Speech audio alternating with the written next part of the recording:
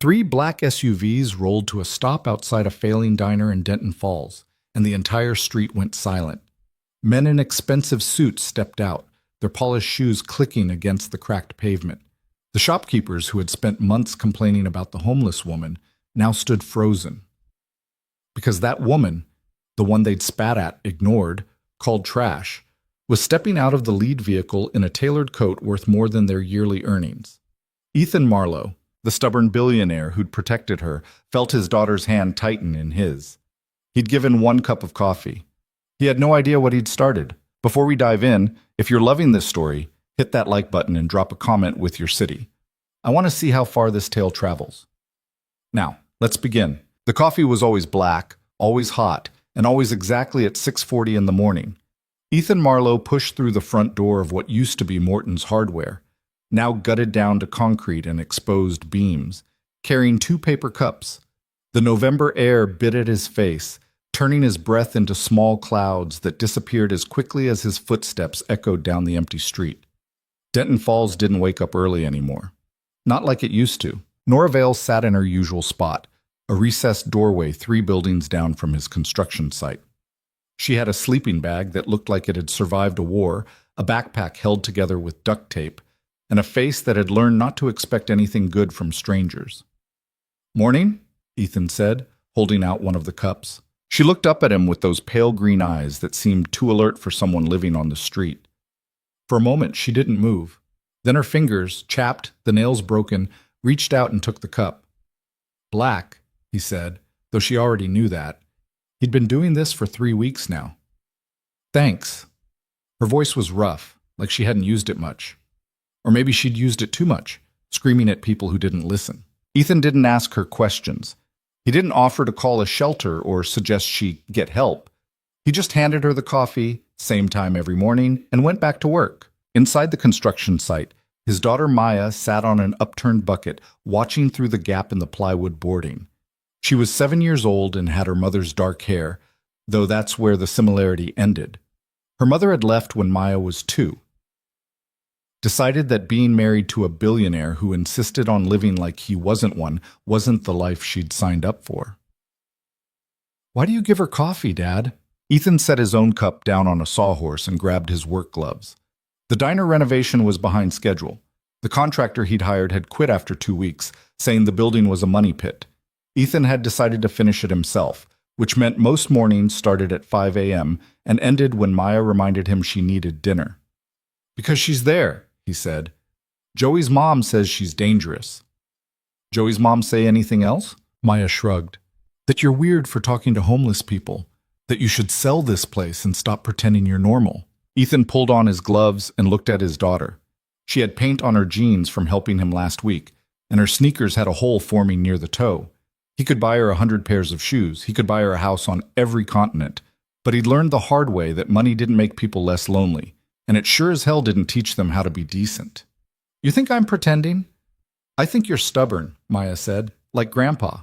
Ethan's father had owned a chain of diners across the Midwest before selling them for enough money to retire 5 times over. He'd taught Ethan that work mattered more than wealth, that a man who couldn't make something with his own hands was just a guy with a bank account. Then he died of a heart attack at 63, still working the grill at the last diner he refused to sell. "Your grandpa would have liked Nora," Ethan said. "You don't even know her." "Don't need to." He grabbed a crowbar and went to work on the old counter. The wood was rotted through in places, scarred by decades of hot plates and spilled coffee. This building had been Morton's Hardware for 40 years before the old man died, and his kids sold it off. Then it sat empty for another 10, slowly falling apart while the neighborhood around it did the same. Ethan had bought it for cash 6 months ago. People thought he was insane. Maybe they were right. The truth was, he didn't know what the hell he was doing. He'd made his fortune in tech, sold a company at 28, invested smart, and woke up one day to realize he had more money than he could spend in 3 lifetimes, and absolutely nothing that mattered. So he'd moved to Denton Falls, bought a normal house, on a normal street, and enrolled Maya in public school. He wanted her to grow up around real people with real problems, not the kind of bubble-wrapped existence he'd had after the money came. The diner was supposed to be simple. Buy a building, fix it up, hire some locals, serve decent food at fair prices. A place where people could sit down and feel like they belonged. Instead, it had turned into a nightmare of permits, zoning disputes, and neighbors who thought a diner would bring in the wrong element, which apparently meant anyone who didn't drive a late model SUV and have a lawn service. The door creaked open behind him. "Mr. Marlowe?" Ethan turned. A man in his 50s stood in the doorway, wearing a jacket with Denton Falls Business Association embroidered on the chest. Dale Kramer. He owned the sporting goods store 2 blocks over and apparently considered himself the neighborhood's unofficial mayor. "It's Ethan." "Right, Ethan." Dale stepped inside, looking around at the construction mess with barely concealed disgust. "Got a minute?" "Not really." "This won't take long." Dale pulled out his phone, scrolled for a second, then turned the screen to face Ethan. It showed a photo of Nora sitting in her doorway, wrapped in her sleeping bag. "We need to talk about your friend." Ethan set down the crowbar. "She's not bothering anyone." "She's bothering my customers. I've had 3 people this week say they don't feel safe walking past her." "Then they can walk on the other side of the street." Dale's jaw tightened. "You're not taking this seriously." "You're right, I'm not. Look, I get it. You're new here. You want to make a difference. Very noble. But this neighborhood has standards. We've worked hard to clean things up, attract the right kind of businesses, make it somewhere families want to be. And homeless people don't fit that vision." "I didn't say that." "You didn't have to." Dale put his phone away and crossed his arms. "The Business Association is filing a complaint with the city. Loitering, public nuisance, health code violations. If she doesn't move on voluntarily, we'll get the police involved." "She's not breaking any laws." "Maybe not, but you are." Dale gestured at the construction site around them. "I pulled your permits. You're 3 inspections behind, you don't have a licensed contractor on record, and the fire marshal says your electrical work is substandard. Keep defending the vagrant, and I'll make sure the city shuts this whole project down." Ethan felt something cold settle in his chest. Not fear, anger. "Get out of my building." "Excuse me?" "You heard me. Get the fuck out." Dale's face went red. "You're making a mistake." "Wouldn't be my first." After Dale left, Maya walked over and stood next to her father. She didn't say anything for a while, just looked at the half-demolished counter. "Are we in trouble?" she finally asked. "Maybe." "Because of the coffee lady?" Ethan put his hand on his daughter's shoulder. "Because some people think being poor is a crime." "That's stupid." "Yeah, it is. Much." The next morning at 6:40, Ethan walked out with 2 cups of coffee and found a security guard standing in front of Nora's doorway. The guy was young, maybe 25, wearing a uniform from one of those rent-a-cop companies that patrol shopping centers. He had his arms crossed and was blocking Nora from view. "Sir, I'm going to have to ask you to keep moving." Ethan stopped. "Who hired you?" "That's not your concern." "The hell it's not. This is a public sidewalk. I have authorization from the property owner to remove trespassers." Ethan looked past him. Nora was sitting with her back against the door, her sleeping bag pulled up to her chin. She wasn't looking at either of them. She was looking at the ground, like she'd learned a long time ago that eye contact just made things worse. "She's not trespassing," Ethan said. "She's been warned multiple times. If she doesn't leave voluntarily, I'm authorized to use reasonable force." Something in Ethan's chest went tight. He set the coffee cups down on the ground and took a step forward. "Touch her, and I'll break your arm." The guard's hand moved to his belt, where a canister of pepper spray hung in a leather holster. "Sir, I'm going to need you to back up." "Make me." They stood there for 5 seconds that felt like an hour. The street was starting to wake up, cars passing, someone opening a shop across the way. People were watching now. Ethan could feel their eyes, could sense the judgment forming. Here was the crazy billionaire making a scene over some homeless woman. Let them watch. "There a problem here?" A Denton Falls police cruiser had pulled up to the curb. Officer Ramirez got out, a guy Ethan recognized from the school drop-off line. He had a daughter in Maya's grade. "This man is interfering with private security," the guard said. Ramirez looked at Ethan, then at Nora, then back at the guard. "You got paperwork showing you're authorized to be here?" "It's with my supervisor, so that's a no." Ramirez walked over to where Nora was sitting. "Ma'am, you okay?" She nodded without looking up. "Anyone threaten you?" She shook her head. Ramirez turned back to the guard. City ordinance says she can sit here long as she's not blocking foot traffic or creating a hazard. You want her gone, you need a court order. Till then, you're the one who needs to move along. The guard started to argue, then thought better of it. He shot Ethan a look that promised this wasn't over, then walked back toward the sporting goods store. After he left, Ramirez came over to Ethan. You trying to make enemies? Not trying, just seems to be happening. Dale Kramer's got connections. City council, mayor's office. You keep pissing him off, you're going to find your life gets real complicated real fast. Seems like it's already complicated. Ramirez nodded toward Nora. You know anything about her? No. Don't want to? Not my business. But giving her coffee every morning is. Ethan picked up the cups he'd set down. One had spilled a little, soaking into the concrete. You got a problem with that? No, I got a problem with you getting yourself hurt over something that's not going to end well. Ramirez lowered his voice. Between you and me? I agree with what you're doing, but the people who run this town, they don't, and they're going to make you pay for it. Let them try. After Ramirez left, Ethan walked over and held out the coffee that hadn't spilled. Nora took it with both hands. Her fingers were shaking a little. You didn't have to do that, she said. Yeah, I did. Why? It was the first real question she'd ever asked him. In 3 weeks of morning coffee, she'd never asked why he did it, never asked who he was or what he wanted. She'd just taken the cup and thanked him and let him walk away. Ethan didn't have a good answer, or maybe he had too many answers, none of them simple enough to explain. Because nobody else will, he finally said. She looked up at him then, really looked at him, and for a second he saw something in her eyes that wasn't defeat or fear or the blank acceptance of someone who'd given up. It was something sharper, calculating. Then it was gone, and she was just a tired woman with a cup of cooling coffee. Thank you, she said. Ethan went back inside to find Maya watching from the window again. Is she going to be okay? His daughter asked. I don't know. Are you? That stopped him. Maya had her mother's way of asking questions that cut straight through the bullshit. Yeah, kiddo, I'm going to be fine. Joey's mom says you're going to lose all your money trying to save people who don't want to be saved. Joey's mom talks a lot. She says it's sad.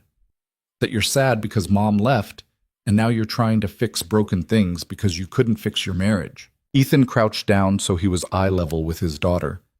You think that's what I'm doing? Maya shrugged. I think you're nice. And I think nice people get hurt a lot. Maybe. But mean people hurt people on purpose. I'd rather be hurt than be the one doing the hurting. Even if it means we lose the diner? Even then. She thought about that for a while, then nodded. Okay. But if we lose it, can we at least get pizza for dinner? The good kind, not the frozen stuff. Ethan laughed, pulled her into a hug, and tried not to think about how much truth there was in what Joey's mom had said. The threats started 2 days later. First, the building inspector showed up unannounced and found a dozen violations that definitely hadn't been there before.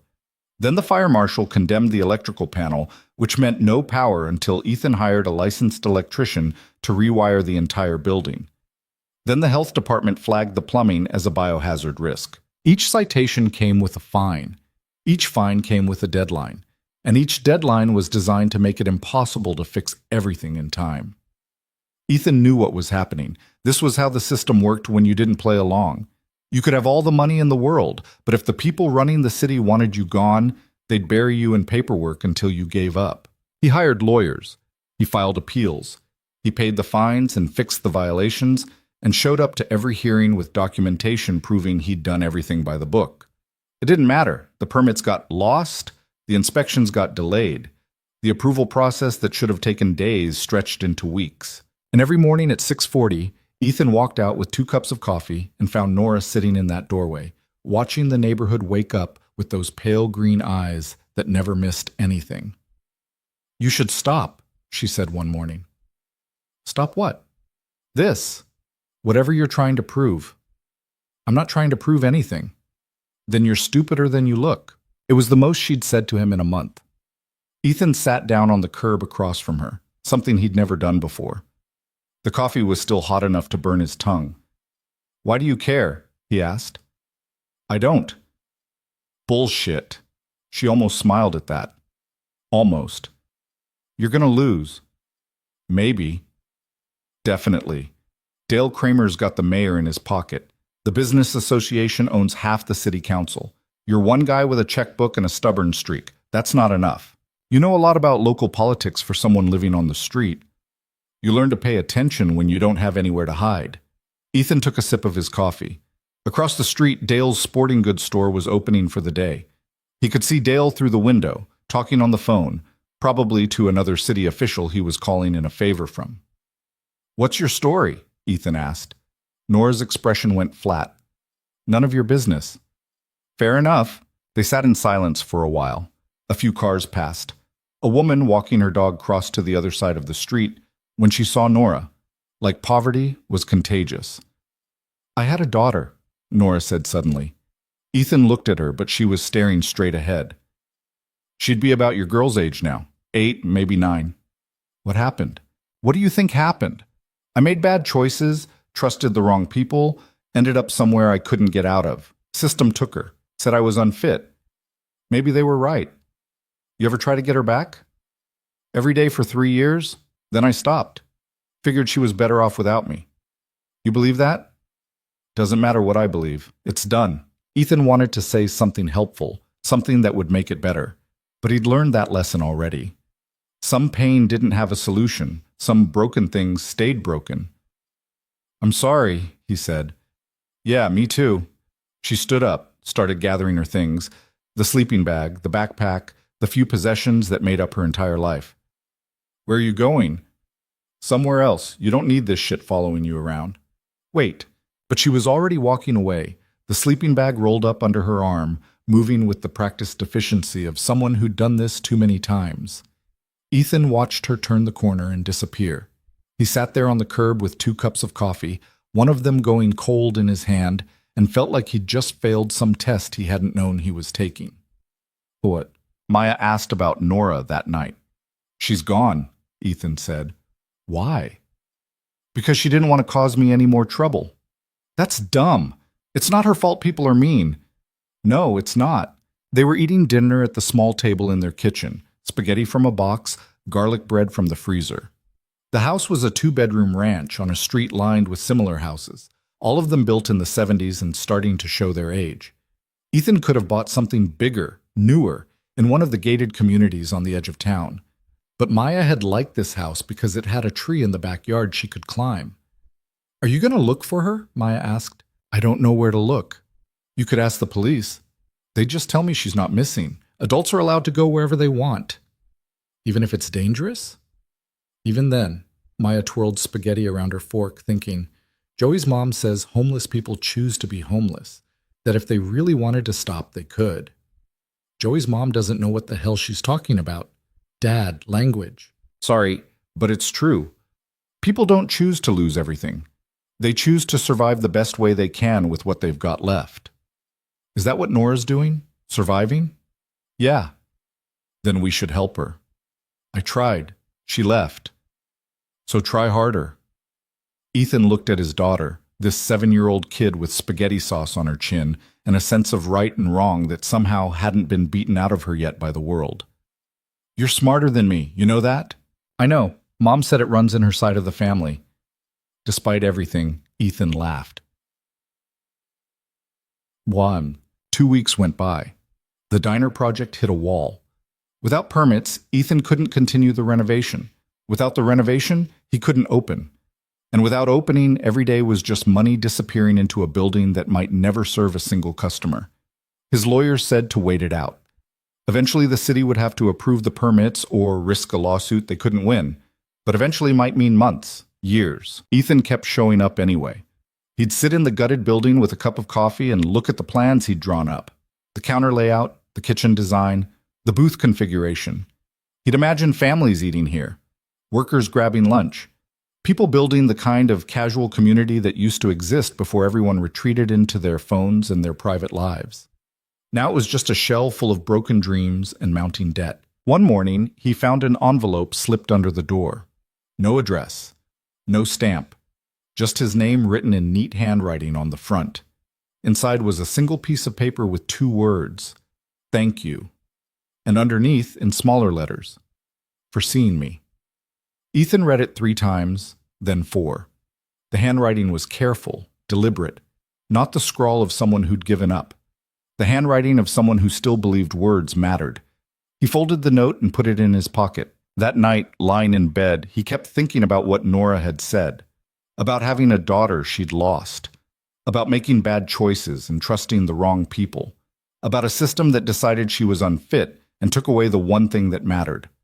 He thought about Maya, asleep in the next room, her nightlight casting shadows on the wall. What would he do if someone tried to take her away? What laws would he break? What lines would he cross? All of them, every single one. Maybe that's what Nora had done too. Maybe her bad choices were just a parent's desperate choices made in impossible circumstances. Or maybe he was projecting.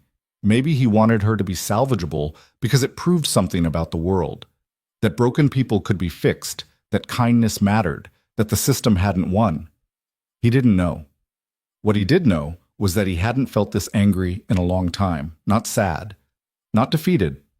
Angry, the kind of anger that came from watching people with power use it to hurt people without any. The kind of anger that made you want to burn things down instead of building them up. He got out of bed and went to his home office. The computer was already on. He opened his email and started typing. To Denton Falls City Council. From Ethan Marlowe. Subject, Public Records Request. He requested every email, memo, and document related to the permits for his building. Every communication between the building inspector, the fire marshal, the health department, and the business association. Every citation, every violation, every delay. If they wanted to bury him in paperwork, he'd return the favor. Then he opened a second email. To Marcus Webb, attorney. Subject, need your help. Marcus was a guy Ethan had gone to college with, back before the money. He'd become a civil rights lawyer, the kind who took on cases nobody else would touch. Police misconduct, housing discrimination, government corruption. They hadn't talked in 5 years. Ethan explained the situation, the diner, the permits, the woman on the street, the security guard, the threats. He laid it all out in detail, then added one more line. I want to fight this. Whatever it takes. He hit send before he could second-guess himself. Then he poured a drink, whiskey, neat, and sat on his back porch watching the tree in his yard sway in the wind. Maya had named it Gerald for reasons she'd never explained. It was a good tree, strong, old enough to have survived a lot of seasons. Ethan hoped he could do the same. The next morning at 6:40, he walked out with 1 cup of coffee. The doorway where Nora used to sit was empty. Someone had power washed the concrete, removing the stains and the chalk marks and any evidence that a person had lived there. Ethan stood there for a long time, holding the coffee that was meant for someone who was gone. Then he heard footsteps behind him. Mr. Marlowe. He turned. Dale Kramer was standing there with 2 other men from the business association. All of them had the satisfied expressions of people who'd won something they thought they deserved. She's gone, Dale said. Took care of itself. Now we can all move forward like civilized people. Ethan set the coffee cup down on the ground, right in the middle of the doorway where Nora used to sit. Fuck you, Dale. Dale's smile faltered. Excuse me? You heard me. Fuck you, and fuck everyone who thinks making a woman disappear is something to be proud of. We didn't make her do anything. You made her feel so unwelcome, so worthless, that leaving seemed like the better option. You did that, all of you. Ethan looked at the other men. You're going to stand there and tell me you're proud of that? One of them shifted uncomfortably. The other looked away. Dale's face was turning red again. You need to watch how you talk to people. Or what? You'll shut down my diner? Already doing that. You'll turn the city against me? Already done. What else you got, Dale? What other petty bullshit you going to throw at someone who just wanted to run a restaurant and treat people decent? You're making a scene. Good. Let everyone see. A small crowd had gathered. People on their way to work. Shopkeepers opening up. A few regulars from the coffee shop down the street. Ethan recognized some of them.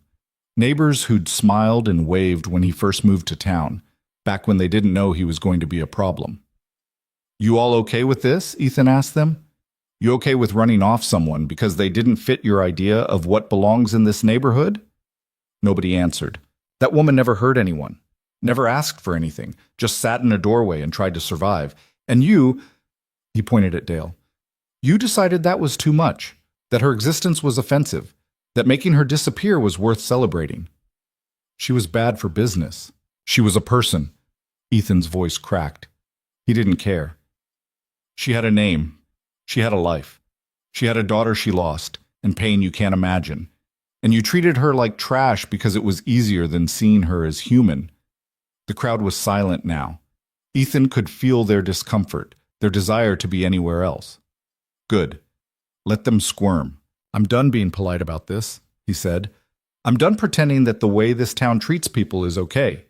You want to shut down my diner? Do it. You want to run me out of town? Try. But I'm not apologizing for treating another person with basic fucking decency. He picked up the coffee cup and walked back to his building, leaving Dale and the others standing there with nothing to say. Inside, Maya was waiting. You said the F word, she said. I know. I'll put $1 in the swear jar. You said it twice. That's $2. Fair enough. She walked over and hugged him, her small arms barely reaching around his waist. I'm proud of you, Dad. Ethan closed his eyes and held his daughter and tried not to think about the other daughter, the one Nora had lost, and whether anyone had ever hugged her like this and told her she was loved. The fight wasn't over. It was just beginning. The lawsuit hit 3 days after Ethan's outburst on the street. Dale Kramer and the Business Association filed a civil complaint alleging harassment, defamation, and interference with business operations. They were seeking damages, a restraining order, and immediate cessation of all construction on the diner property. Marcus Webb called that evening. They're not playing around, he said. His voice had that lawyer flatness that meant bad news delivered professionally. This is designed to drain your resources. Even if we win, you're looking at months of legal fees and depositions. Ethan sat at his kitchen table with the complaint spread out in front of him. 23 pages of legal language that boiled down to one thing: shut up and go away. What are our chances? In court? Probably good. You didn't actually defame anyone. Truth is an absolute defense, but that's not the point. The point is to make this expensive and public enough that you give up. I'm not giving up. I know. That's why I already filed our response. But Ethan, you need to understand what you're walking into. These people have money, connections, and a lot to lose if you make them look bad. They're going to come at you with everything. Let them. Maya was doing homework at the other end of the table, pretending not to listen. She'd gotten good at that, acting like the adult conversations didn't bother her while her pencil pressed harder into the paper with each word she heard. After Marcus hung up, Ethan closed the lawsuit and pushed it aside. How's the math homework? Fine, Maya said without looking up. Need help? No. Maya. She set down her pencil. Are we going to lose our house? What? No. Where'd you hear that? Joey said his mom said that lawsuits cost a lot of money, and sometimes people lose their houses. Ethan pulled his chair around next to hers. Joey's mom needs a hobby that doesn't involve talking about other people's business. So we're not going to lose the house? No, I promise. What about the diner? That was harder to answer. The truth was he didn't know. The permits were still stuck, the legal fees were mounting, and every day the building sat empty was money down a hole. He had enough saved to weather this for a while, but eventually even a billionaire runs out of patience when the money's only flowing one direction. I don't know, he said finally. Maybe. Because of Nora?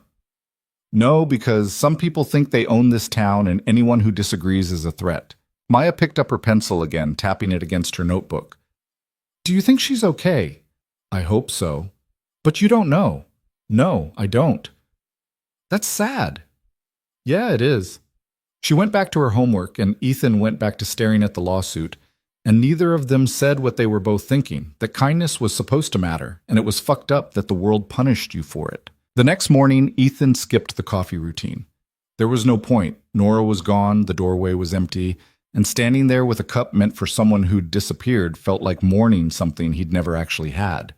Instead, he went straight to the diner and got to work. The electrical panel had been condemned, so he hired an electrician, a guy named Pete, who'd worked on his dad's diners back in the day and didn't give a shit about local politics. Pete took one look at the panel and whistled. Yeah, this is garbage, but it wasn't garbage 2 weeks ago. What do you mean? Pete pointed to a junction box. See this connection? Someone loosened it. And this breaker? It's been tripped manually, not from overload. This whole panel was sabotaged. Ethan felt something cold slide down his spine. You sure? 20 years doing this, I'm sure. Someone wanted this to fail inspection. Can you fix it? I can rewire the whole thing, but it'll take time, and it won't matter if they keep finding reasons to fail you. Do it anyway. Pete shrugged. Your money. While Pete worked, Ethan went through the other citations, the plumbing issues, the structural concerns, the fire code violations. One by one, he checked them against the inspections from when he'd bought the building. None of it matched. Someone had been inside. Someone had created problems where none existed, then called in the city inspectors to document the failures. He pulled out his phone and called Marcus. We need to add evidence tampering to our countersuit, Ethan said. They didn't just block my permits, they sabotaged the building. Can you prove it? I'm working on it. Work faster. Our preliminary hearing is in 2 weeks. After Marcus hung up, Ethan stood in the middle of the gutted diner and tried to figure out his next move. He could install cameras, hire security, turn this place into a fortress. But that felt like admitting defeat, like accepting that the world was full of people who'd rather destroy things than let someone build something good.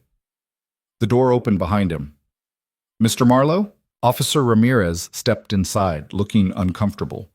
He had his uniform on, but his posture was all civilian. Hands in pockets, shoulders relaxed. It's Ethan. Right, listen, I'm not here officially. Just wanted to give you a heads up. About what? Dale's been talking to the chief. Wants extra patrols around here, says you're a safety risk. Chief's not buying it, but there's pressure from the mayor's office. So what does that mean? It means watch yourself. Don't give them a reason to arrest you. No more confrontations, no more public scenes. They're looking for an excuse. Ethan laughed, but there wasn't any humor in it. I tell a guy to fuck off and suddenly I'm a safety risk? In this town? Yeah. You're not from here, you don't play by the rules, and you made them look bad in front of people. That's unforgivable. What about Nora? Anyone looking for her?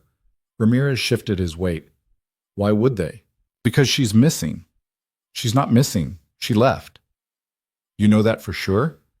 I know nobody's reported her missing. I know she's an adult who can go wherever she wants. And I know that even if I wanted to look for her, I'd have about 100 actual cases that take priority. So that's it? She's just gone and nobody cares? I didn't say I don't care. I said I can't do anything about it. Ramirez pulled his hands out of his pockets. Look, between you and me, I think what you did was right. Giving her coffee, standing up to that rent-a-cop, calling out the business association, all of it. But right doesn't win fights in Denton Falls. Money does. Connections do. And you're running out of both. I've got plenty of money. Not the kind that matters. The kind that comes with leverage, with history, with knowing whose pocket to line and whose ass to kiss. You're just a guy with a bank account. That's not enough. After Ramirez left, Ethan sat on the floor of the diner with his back against the wall and closed his eyes. He'd been naive. He'd thought that buying a building and working hard and treating people decently would be enough, that the world rewarded merit and effort and basic human kindness. But the world didn't work that way. It rewarded the people who already had power and punished anyone who threatened it. And Ethan had made the mistake of thinking his money could insulate him from that reality. His phone buzzed, a text from Maya's school. Please call regarding Maya, non-emergency. He dialed the principal's office. Mr. Marlowe, thanks for calling back. Principal Chen had that overly calm voice people used when they were about to tell you something you didn't want to hear. Maya got into an altercation today during recess.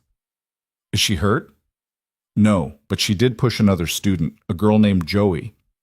Of course, Joey, whose mother couldn't keep her mouth shut. What happened? According to witnesses, Joey was saying some unkind things about you and the homeless woman. Maya told her to stop. Joey didn't. Maya pushed her. Did Joey get in trouble? A pause. We're addressing the situation with both students. That's not what I asked. Another pause, longer this time. Joey's mother is on the PTA board. We're trying to handle this in a way that's fair to everyone. So that's a no. Mr. Marlowe, is my daughter suspended? She's been given a warning. One more incident and we'll have to implement disciplinary action. And Joey? What's she getting? I really can't discuss another student's. Right. Of course not. Ethan stood up and started pacing. Let me guess. Joey's mom wants me to apologize. Maybe have Maya apologize. Make this all go away so nobody has to admit that her kid was being a bully. I think everyone would benefit from a conversation about appropriate behavior. Yeah, I'll bet. He hung up before he said something that would make things worse. When he picked Maya up that afternoon, she was waiting outside the principal's office, with her backpack on her lap and her face set in that expression kids get when they know they're in trouble, but don't think they deserve to be. They got in the car without talking. Want to tell me what happened? Ethan asked. Joey's a jerk. What'd she say? That you're crazy, that the homeless lady probably robbed someone and you're stupid for being nice to her, that everyone thinks we're weird. And you pushed her.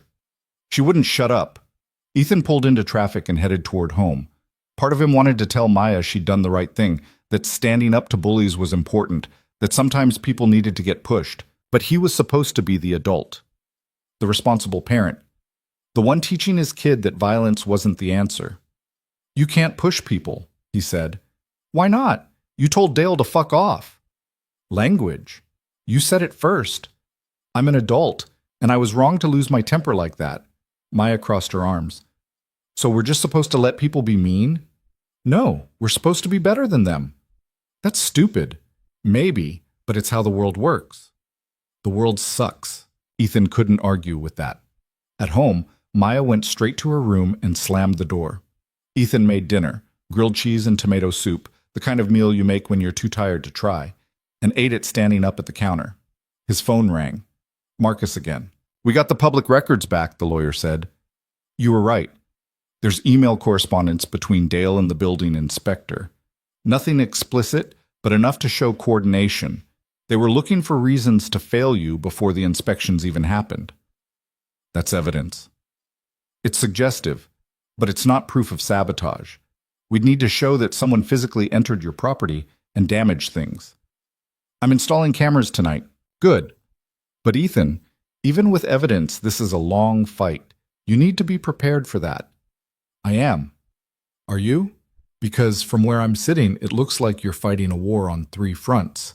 The lawsuit, the permits, and now your daughter's getting blowback at school. At some point, you have to ask yourself if it's worth it. It's worth it. Even if you lose everything?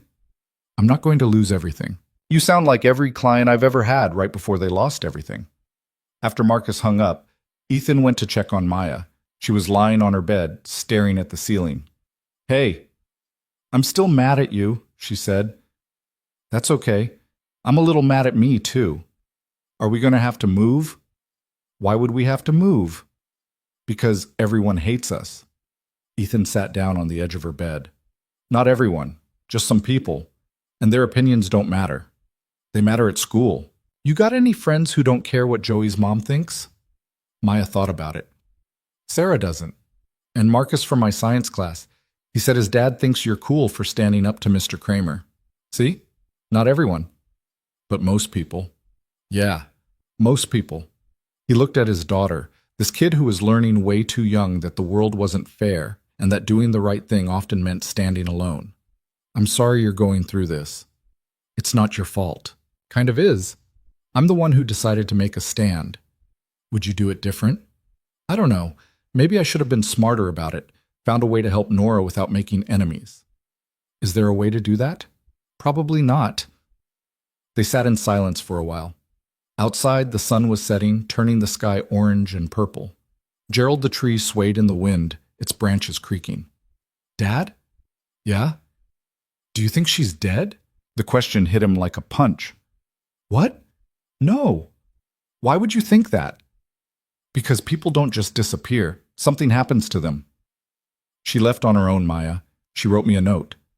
But you don't know where she went. You don't know if she's safe. No, I don't. Doesn't that scare you? It did. More than he wanted to admit, because Maya was right. People didn't just vanish. They went somewhere, and that somewhere was either better or worse than where they'd been.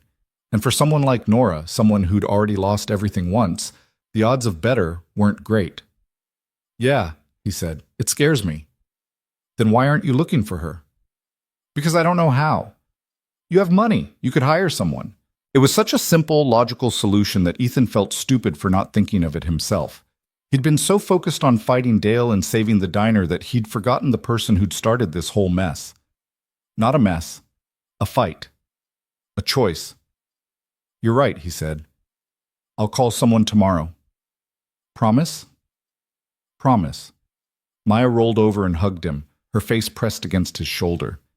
"I hope she's okay." "Me too, kiddo." That night, after Maya was asleep, Ethan searched online for private investigators in Denton Falls. There were 3 listings. 2 had websites that looked like they'd been built in 1997. The third had a phone number and nothing else. He called that one. "Yeah," a woman's voice, rough from cigarettes or whiskey or both. "I'm looking for someone."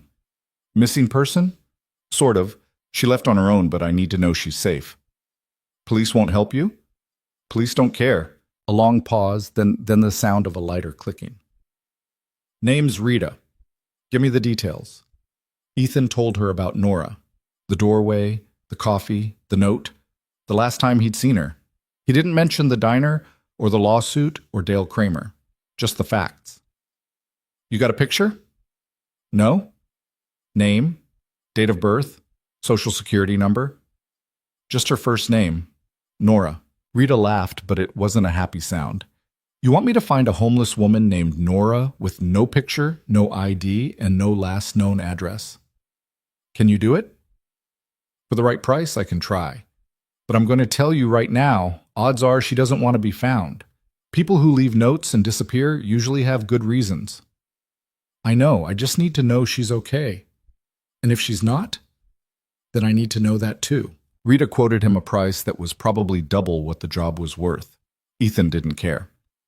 "I'll send you a retainer in the morning. Start wherever you think makes sense. You're not going to ask about my credentials?" "Should I?" "Most people do." "Are you good at your job?" "Good enough." "Then that's all I need to know." After he hung up, Ethan poured himself another drink and sat on the back porch. The night was cold, the kind of November cold that promised winter was coming and didn't care if you were ready. He thought about Nora's note. "Thank you for seeing me." Such a simple thing. Being seen. Being acknowledged as a person who mattered. He'd given her coffee and stood up to a security guard, and that was it. That was the sum total of his heroism. And somehow it had spiraled into lawsuits and sabotage, and his daughter getting into fights at school. Was it worth it? Marcus's question kept bouncing around his head. At some point, you have to ask yourself if it's worth it. The problem was, he didn't know how to measure worth. Was Nora's dignity worth more than Maya's social standing? Was standing up to bullies worth more than the diner opening on time? Was being right worth more than being smart? There weren't easy answers. There probably weren't any answers at all. But giving up felt like betraying something fundamental. Not just Nora, but the idea that people deserve basic decency, regardless of their circumstances. That wealth and power didn't give you the right to erase the inconvenient. His phone buzzed. A text from an unknown number.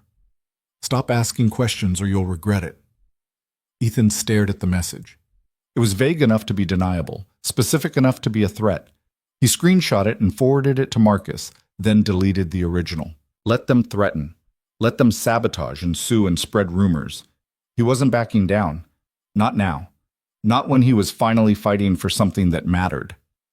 The preliminary hearing was held in a courtroom that smelled like old wood and stale coffee. Dale and his lawyers sat on one side, Ethan and Marcus on the other.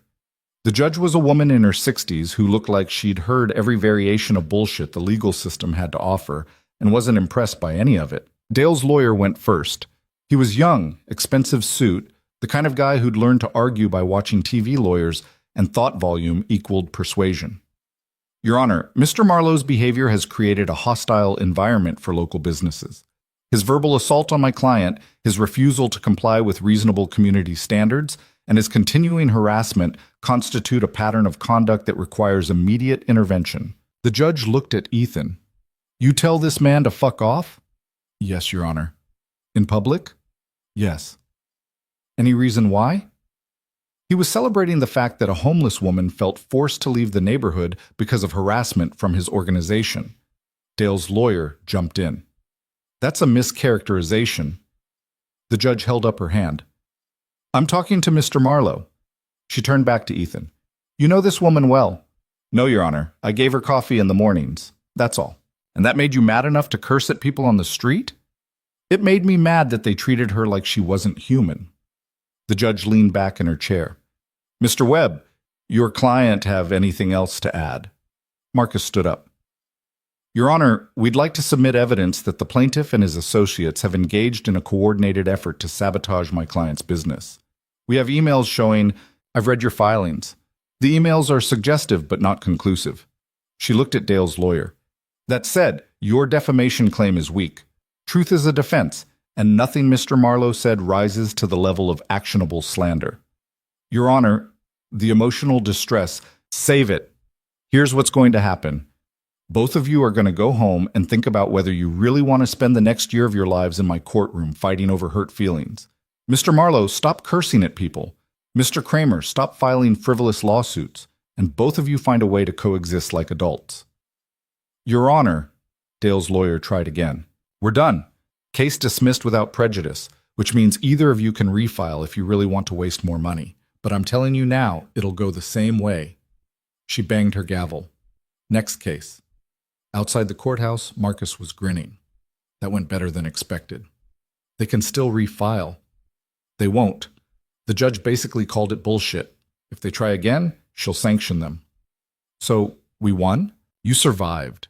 That's not the same as winning, but it's not losing either. Ethan looked across the courthouse steps to where Dale and his lawyers were standing in a tight circle, clearly arguing about what to do next. Dale caught his eye, and the look he gave Ethan was pure hatred. This wasn't over. 2 days later, Rita called. I found something. Ethan was at the diner, watching Pete finish the electrical work. He stepped outside so he could hear better. What'd you find? Your girl Nora. She's not homeless. Or at least she wasn't always. Found a Nora Vale in county records. Eviction notice from 3 years ago. Couple of court appearances for unpaid fines. Before that, she had a job at a medical billing company. What happened? Far as I can tell, husband died. Insurance didn't cover the medical bills. She went into debt trying to keep her head above water. Lost the apartment, lost custody of her daughter, fell through the cracks. Ethan felt something twist in his chest. You find where she is now? That's the weird part. She disappeared from the system about 2 weeks ago. No shelter check-ins, no arrests, no hospital visits. It's like she just vanished. People don't just vanish. Homeless people do, all the time. But here's the thing. I talked to a guy who runs a shelter downtown. He said a woman matching Nora's description came in about 10 days ago, stayed one night, then left with someone. Someone who? He didn't get a good look. Just said it was professional, like a social worker or something, but she left willingly. Can you find out more? I can try. But Ethan, I gotta tell you, this is starting to feel like more than just a missing person case. You sure you want me to keep digging? Why wouldn't I? Because sometimes the answers you find aren't the ones you want. After Rita hung up, Ethan stood outside the diner and watched the street. The same street where he'd given Nora coffee every morning. The same doorway where she'd sat, wrapped in that ratty sleeping bag, watching the world go by. She'd had a whole life, a job, a home, a daughter. And it had all fallen apart because her husband got sick and the system that was supposed to help had ground her into dust instead. And then she'd disappeared with someone who looked professional. That should have been good news. It should have meant she'd found help, found a way out. But something about it didn't sit right. He pulled out his phone and called Marcus. I need you to look into something. Marcus called back within the hour. What am I looking into? Ethan was still standing outside the diner watching the morning traffic crawl past. Nora Vale. I need to know if there's any record of where she went after she left the shelter. Social services, hospitals, anything. That's not really my area. I know, but you have access to databases I don't. And Rita's hitting walls. A pause. You're worried about her. Wouldn't you be? Honestly, I'd be more worried about you. You're getting obsessed with someone you barely know. She's not just someone. Then what is she? Ethan didn't have a good answer for that. Nora wasn't family, wasn't a friend, wasn't even really an acquaintance. She was a woman he'd given coffee to for a few weeks. That was it. Except it wasn't. Because somewhere in those quiet morning exchanges, she'd become something more, a reminder that people mattered even when the world decided they didn't. That seeing someone, really seeing them, was worth fighting for. She's someone who deserves better than disappearing and nobody giving a shit, Ethan said finally. Marcus sighed. I'll make some calls, but Ethan, you need to prepare yourself for the possibility that she doesn't want to be found. That wherever she went, it was her choice. Then I need to know that too. After hanging up, Ethan went back inside. Pete was testing the new electrical panel, flipping breakers and checking voltages with a multimeter that looked older than both of them. We're good, Pete said. Everything's up to code. Better than code, actually. When can I schedule the inspection? Whenever you want. But I'm telling you, they're going to find something else wrong. They always do. Let them try. Pete packed up his tools and headed out, leaving Ethan alone in the gutted building. The space still looked like a war zone. Exposed studs, bare concrete, piles of debris in the corners. But the bones were good. The foundation was solid. With enough time and money, it could be something worth having. If they'd let him finish it. His phone buzzed. A text from Maya's school again. Maya didn't show up for third period. Please confirm she's with you. Ethan's stomach dropped. He dialed Maya's phone. It went straight to voicemail. He tried the school. Principal Chen answered on the third ring. Mr. Marlowe, is Maya with you? No. Where is she? She was marked present for homeroom and second period, but she didn't arrive for English. We've checked the bathrooms and the library. She's not on school grounds. Did anyone see her leave? Not that we're aware of. We're reviewing security footage now. Ethan was already moving toward his truck. Call me the second you find anything. He drove home first, hoping maybe she'd gotten sick and walked back. The house was empty, her backpack was gone, her room untouched from this morning. He called her phone again. Voicemail. Then he started driving, checking the route between school and home, scanning the sidewalks for any sign of her. His mind was racing through possibilities, each one worse than the last. She'd run away. She'd been taken. She'd been hurt. He forced himself to breathe, to think logically. Maya was smart. She wouldn't just disappear without a reason. And if she had run, she'd go somewhere she felt safe. The diner. He turned around and headed back, pushing the speed limit, running a yellow light that was already halfway to red. When he pulled up outside the construction site, he saw her through the gap in the plywood. She was sitting on the floor in the middle of the empty space, her backpack beside her, staring at nothing. Ethan parked and went inside, trying to keep his voice calm. Maya. She looked up. Her eyes were red, her face blotchy from crying. Hey, he said, sitting down next to her. The school's looking for you. I know. Want to tell me what happened? She pulled her knees up to her chest. Joey told everyone that Nora was probably a drug addict, that you're stupid for helping her, that her mom says we're trash and we don't belong here. And what'd you do? Nothing. I just left. Left school? I couldn't be there anymore. Everyone was looking at me like I was the problem. She wiped her nose on her sleeve. I hate it here, Dad. I hate this town, and I hate that school, and I hate that everyone thinks we're wrong for being nice.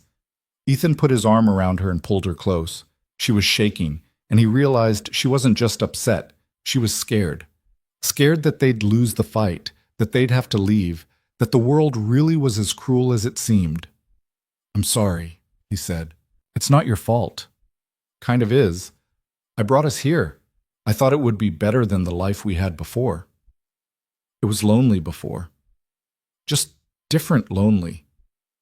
That hit harder than it should have. Because she was right. Their old life had been isolated in its own way. Big house, private school, people who only talked to them because of the money. He'd thought moving to a normal town would fix that. Instead, he'd just traded one kind of isolation for another. What do you want to do? He asked. About what? All of it. The diner, the town, the school.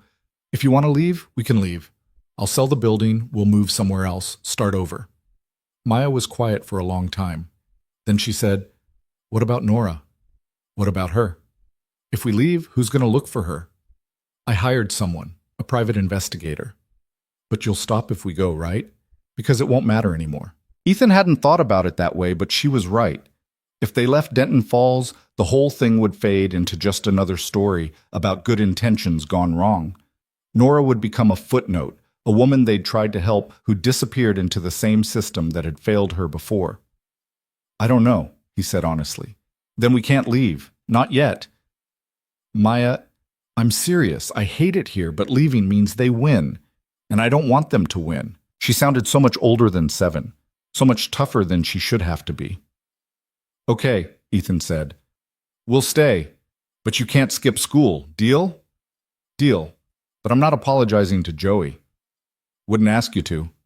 He called the school and told them Maya was with him, that she'd felt sick and walked to his work site instead of going to the nurse. It was a lie, but a small one. Principal Chen didn't sound convinced, but said they'd mark it as an excused absence this time. They sat in the empty diner for another hour, not talking much, just being together in the space that had caused all this trouble. Eventually, Maya fell asleep with her head on his shoulder, exhausted from crying and fear and the weight of being a kid in an adult fight. Ethan's phone buzzed. A text from Rita. "Call me. Found something big."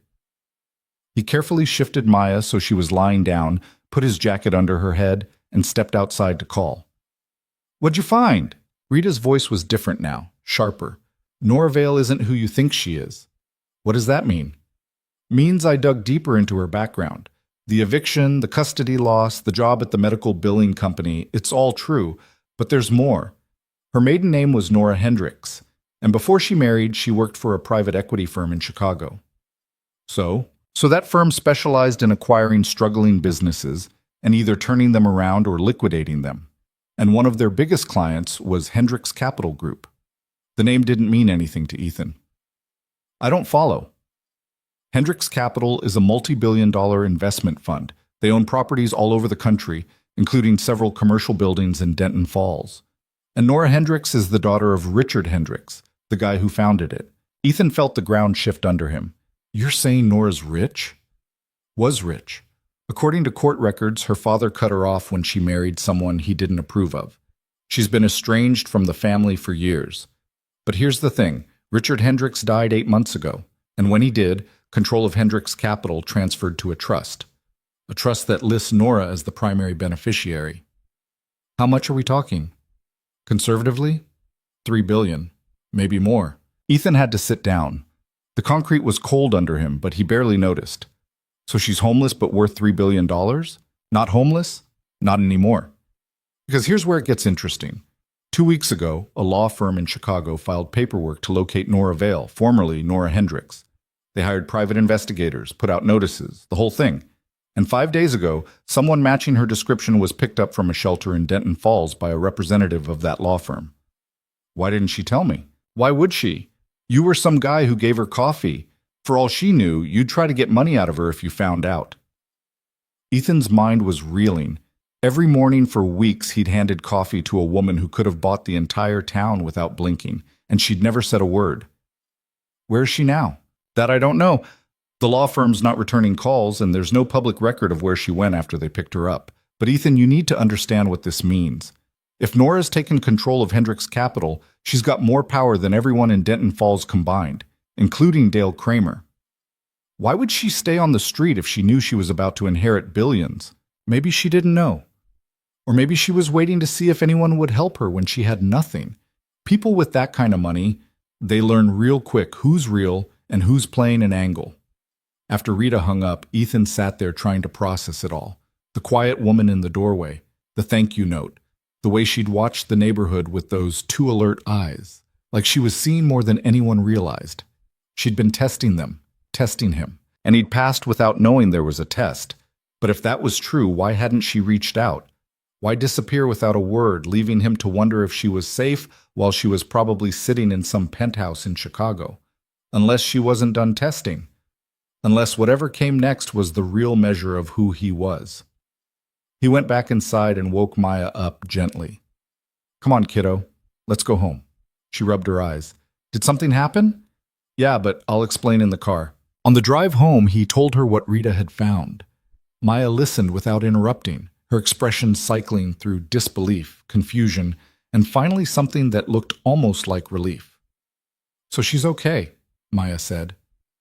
"Looks like it. And she's rich. Very rich.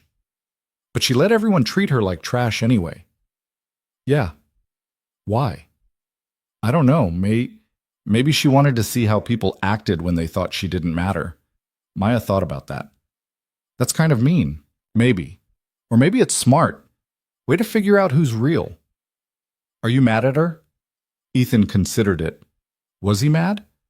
Nora had lied by omission, let him worry, let him fight battles on her behalf when she could have solved everything with a phone call and a check. But she'd also been alone on the street. She'd lost her daughter, her husband, her life. And when her father's death gave her a way out, she'd still sat in that doorway morning after morning, watching to see if anyone would treat her like a person. No, he said finally. I'm not mad. Do you think she'll come back? I don't know. But 3 days later, she did.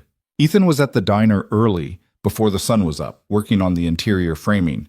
He heard the vehicles before he saw them, the low rumble of expensive engines, the kind of sound you only get from cars that cost more than most houses. He stepped outside and watched 3 black SUVs pull up to the curb in perfect formation. The doors opened in unison, and men in dark suits stepped out. They weren't security guards. They were professionals, the kind who carried themselves like they could handle any situation without breaking a sweat. Then Nora stepped out of the middle vehicle. She looked different. Clean, for one thing. Her hair was cut and styled, her clothes were tailored, her shoes probably cost what he'd spent on Maya's entire wardrobe. But it was more than that. She carried herself differently. Straighter. More certain. The woman from the doorway was gone.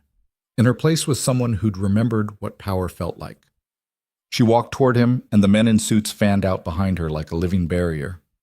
Hello, Ethan. Her voice was the same. That was the only thing that hadn't changed. Nora. He didn't know what else to say. The script for this conversation didn't exist. I'm sorry I left without explaining. You don't owe me an explanation. I think I do. She looked at the diner, at the construction mess visible through the door. Can we talk inside? He let her in. The men in suits stayed outside, forming a perimeter that made the whole street look like a crime scene. Inside, Nora walked slowly around the space, taking in the exposed beams, the new electrical panel, the framing that was starting to give shape to what the diner would eventually become. You've been working hard, she said, trying to. I heard about the lawsuit, the permit issues, Dale Kramer making your life difficult. News travels fast. I've been keeping track. She turned to face him. I know what you did, standing up to the security guard, the scene on the street, fighting the business association even when it cost you. You were watching. I'm always watching. It's what I do. She walked over to where he was standing. Up close, he could see she was tired. The polish was surface level, covering something deeper that hadn't healed. My father taught me that people show you who they really are when they think nobody important is looking. He was right. Most people failed that test. But not me. Not you. You treated me like a person when you had no reason to, no agenda, no expectations, just basic human decency. That's a low bar. You'd be surprised how many people can't clear it. She pulled an envelope from her jacket. I want to invest in your diner. Why? Because you deserve it. Because this town needs someone like you, and because I owe you. Ethan looked at the envelope but didn't take it. You don't owe me anything. I owe you everything. You were the only person in this entire town who saw me as human. That matters. It was just coffee. It was never just coffee. It was proof that decency still exists. And I need to believe that, Ethan. I need to believe that not everyone is playing an angle, that kindness doesn't always come with a price tag. She held out the envelope. This is a contract, partnership agreement. I provide the capital, you run the diner. 50-50 split on everything. No strings, no hidden clauses. Just a fair deal between two people who both want to build something good. Ethan took the envelope but didn't open it. How much capital are we talking about? Whatever you need. Enough to finish the renovations, cover the legal fees, keep things running until you're profitable. And enough to make Dale Kramer understand he picked the wrong fight. I don't want revenge money. It's not revenge. It's investment. I've looked at your plans. They're solid. This diner could work. But not if you're spending all your energy fighting bureaucrats and watching your back. What if I say no? Nora smiled, and for a second he saw a flash of the woman from the doorway. Then I'll respect your choice and leave you alone. But Ethan, you've been fighting this battle by yourself for months. Let someone help for once. He thought about Maya in the empty diner, crying because the world was cruel, about the lawsuit and the sabotage and the endless grinding war of attrition, about the fact that he'd started this to prove something, that money didn't have to corrupt, that normal life was possible, that he could raise his daughter around real people. But real people included Nora, and Nora was offering him a way to win without compromising who he was. "I need to think about it," he said. "Take all the time you need. But Ethan, those men outside, they're not just security. They're lawyers, investigators, people who know how to make problems disappear. Dale Kramer's been running this town through intimidation and connections. That ends today, whether you partner with me or not.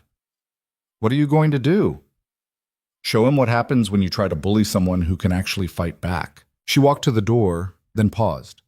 "For what it's worth, the coffee meant more to me than you'll ever know. It reminded me that I was still a person worth seeing. Thank you for that." Then she was gone, climbing back into the SUV and disappearing down the street with her convoy of protection and power. Ethan stood in the empty diner holding an envelope that might contain the solution to all his problems, and all he could think was that nothing about this felt right. Not because Nora was wrong, but because taking her money felt like admitting he couldn't do it alone. And he'd spent so long trying to prove he could. He opened the envelope. Inside was a partnership contract exactly as she'd described.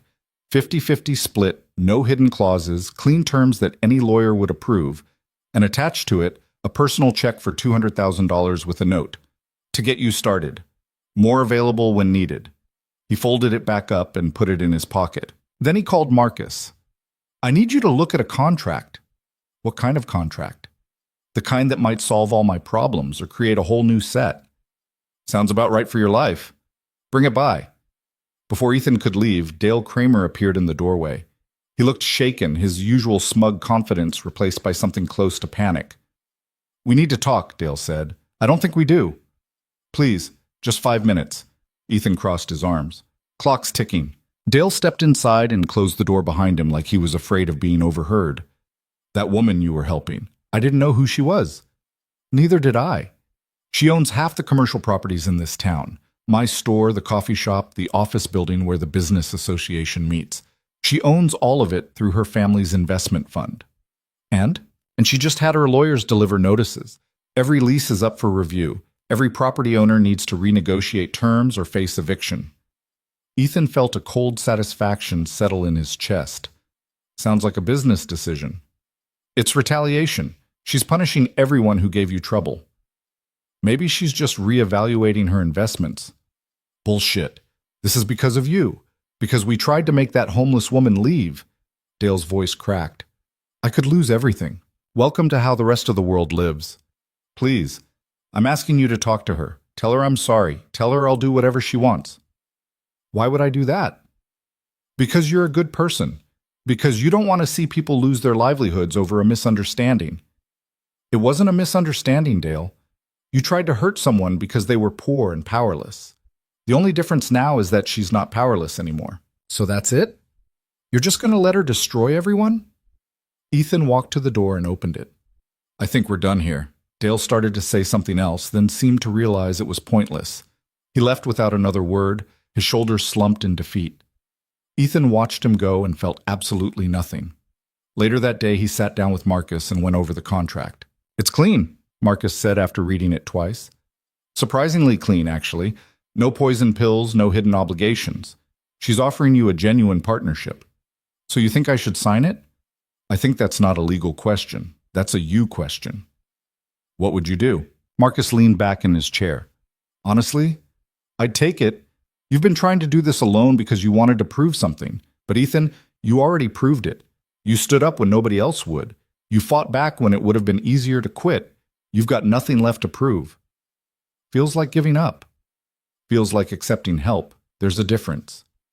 That night, Ethan sat at his kitchen table with Maya doing homework across from him. The contract was spread out between them. "What do you think?" he asked her. Maya looked up from her math problems. "About what?" "Taking Nora's money, becoming partners."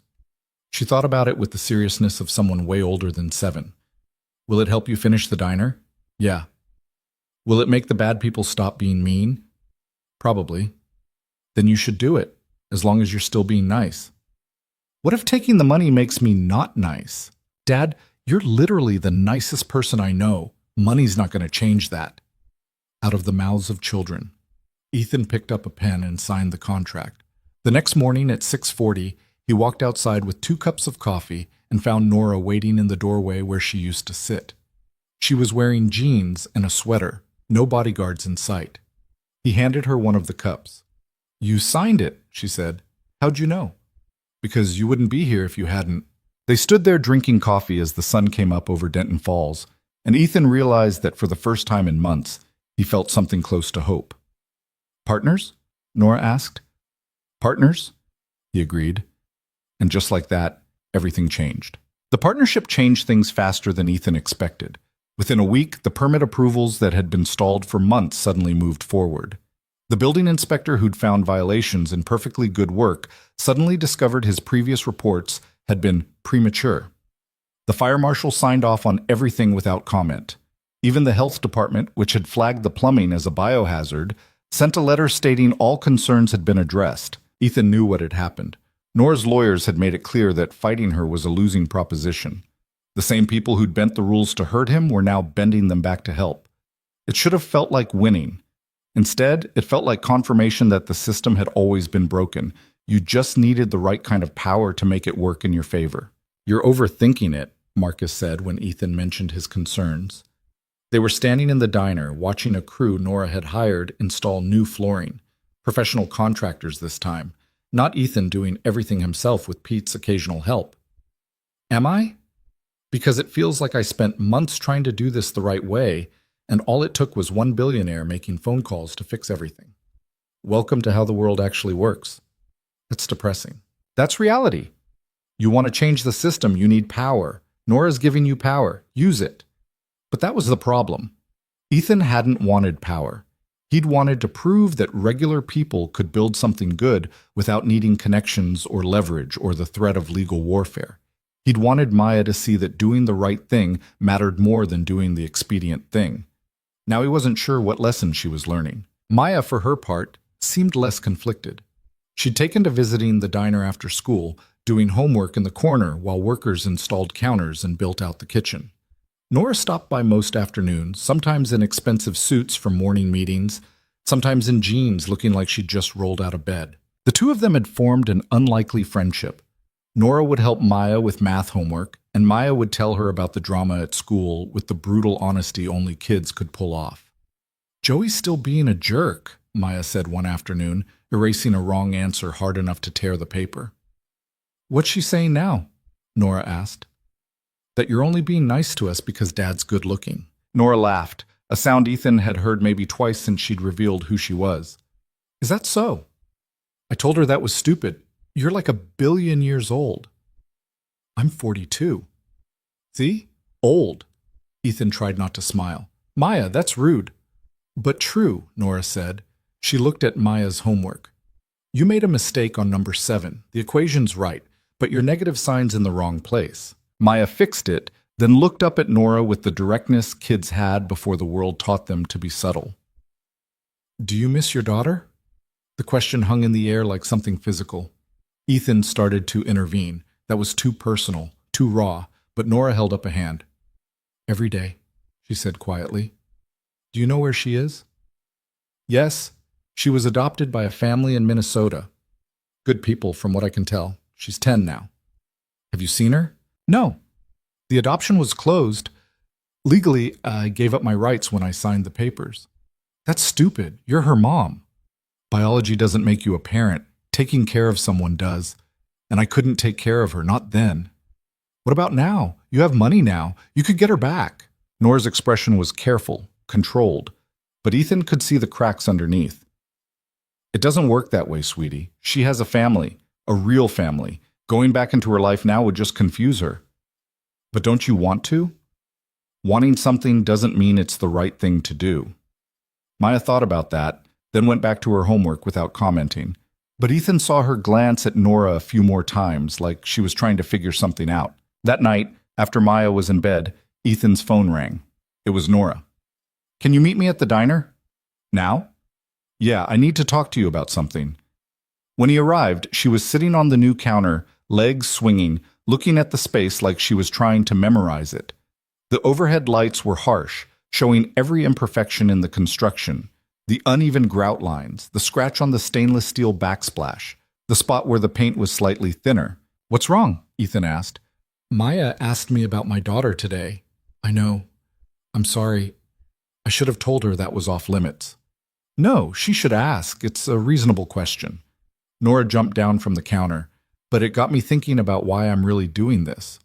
Doing what? This, the partnership, the diner, all of it. I told myself it was because you deserved help. Because this town needed someone like you. But that's not the whole truth. What's the rest of it? She walked over to the window, looking out at the dark street. I'm trying to buy redemption. I failed my daughter. I failed my marriage. I failed at being the person my father wanted me to be. And when I ended up on the street, I convinced myself it was some kind of test. That if I could survive it, if I could find one person who saw me as human, it would prove I was still worth something. You are worth something. Am I? Or am I just a broken woman with money trying to fix her guilt by throwing cash at a stranger's problems? Ethan walked over to stand next to her. Outside, the street was empty except for a cat prowling near the alley. You want the truth? Always. I think you're both. Broken and trying. Guilty and generous. Nobody's one thing, Nora. We're all just doing the best we can with what we've got. That's disappointingly philosophical for this time of night. Yeah, well, you called me out here. This is what you get. She smiled a little. Maya asked if I was going to try to get my daughter back. What'd you tell her? That it wouldn't be fair to disrupt her life. That she's happy where she is. That being a parent means putting your kid first even when it kills you. You believe that? I have to, because if I don't, I'll spend the rest of my life wondering if I gave up too easily. They stood there in silence for a while. Then Nora said, I hired an investigator to check on her. Monthly reports, just to make sure she's okay. Her adoptive parents are good people, a teacher and a nurse. They take her camping, help with homework, show up to her soccer games. She's thriving. And that's enough for you? It has to be. But what if it's not? Nora turned to look at him. What are you saying? I'm saying that putting your kid first doesn't always mean staying away. Sometimes it means fighting to be part of their life. Maya asked you that question because she sees how much you're hurting. Kids notice that stuff. I can't just show up after 8 years and expect her to want me back. No, but you could start small.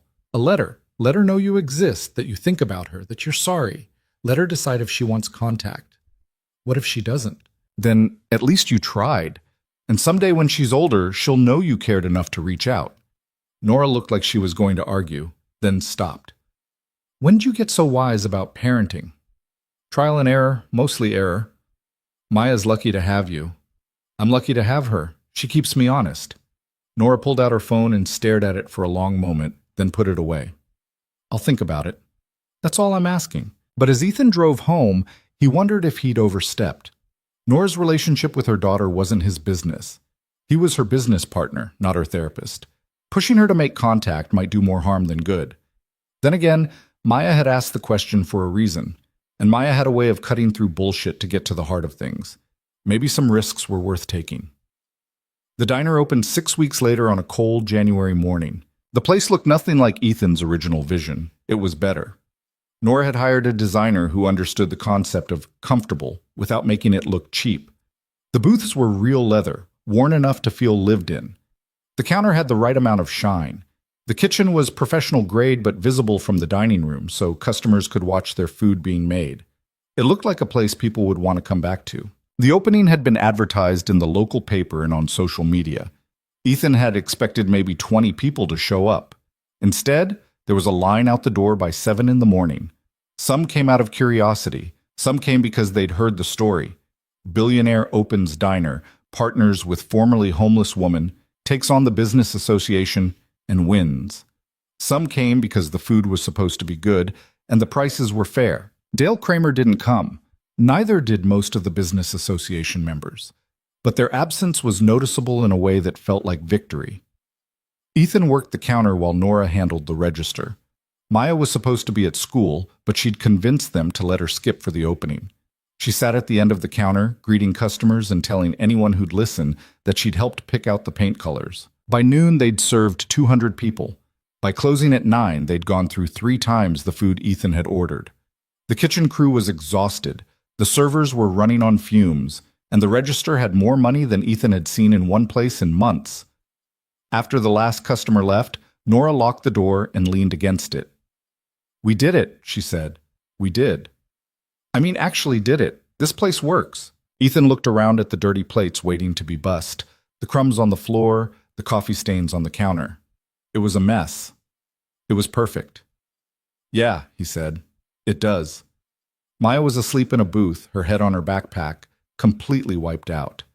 Ethan picked her up, and she barely stirred, just mumbled something about needing more napkins, and went back to sleep. Nora walked them out to the truck. The street was quiet now, the neighborhood settling in for the night.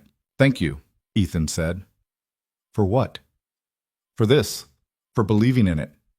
For being stubborn enough to test an entire town just to find one person who'd treat you decent. You made it easy." "I really didn't. I was just trying not to be an asshole." "That's rarer than you think." He settled Maya in the passenger seat and buckled her in. When he turned back, Nora was holding an envelope. "What's this?" "Profit share from today. 50-50, like we agreed." Ethan looked at the envelope but didn't take it. "We just opened. Let's make sure we're actually profitable before we start dividing money." "Ethan, I'm serious. Keep it. Reinvest it, whatever you want, but I don't need it right now." "You're supposed to be a partner, not a charity case." "I'm a partner who's got enough to live on. You're a partner who just got control of a multi-billion-dollar trust. I think we can afford to have different definitions of what we need." Nora put the envelope back in her pocket. "You're stubborn. Learned from the best." She smiled, and it reached her eyes this time. "Get your daughter home.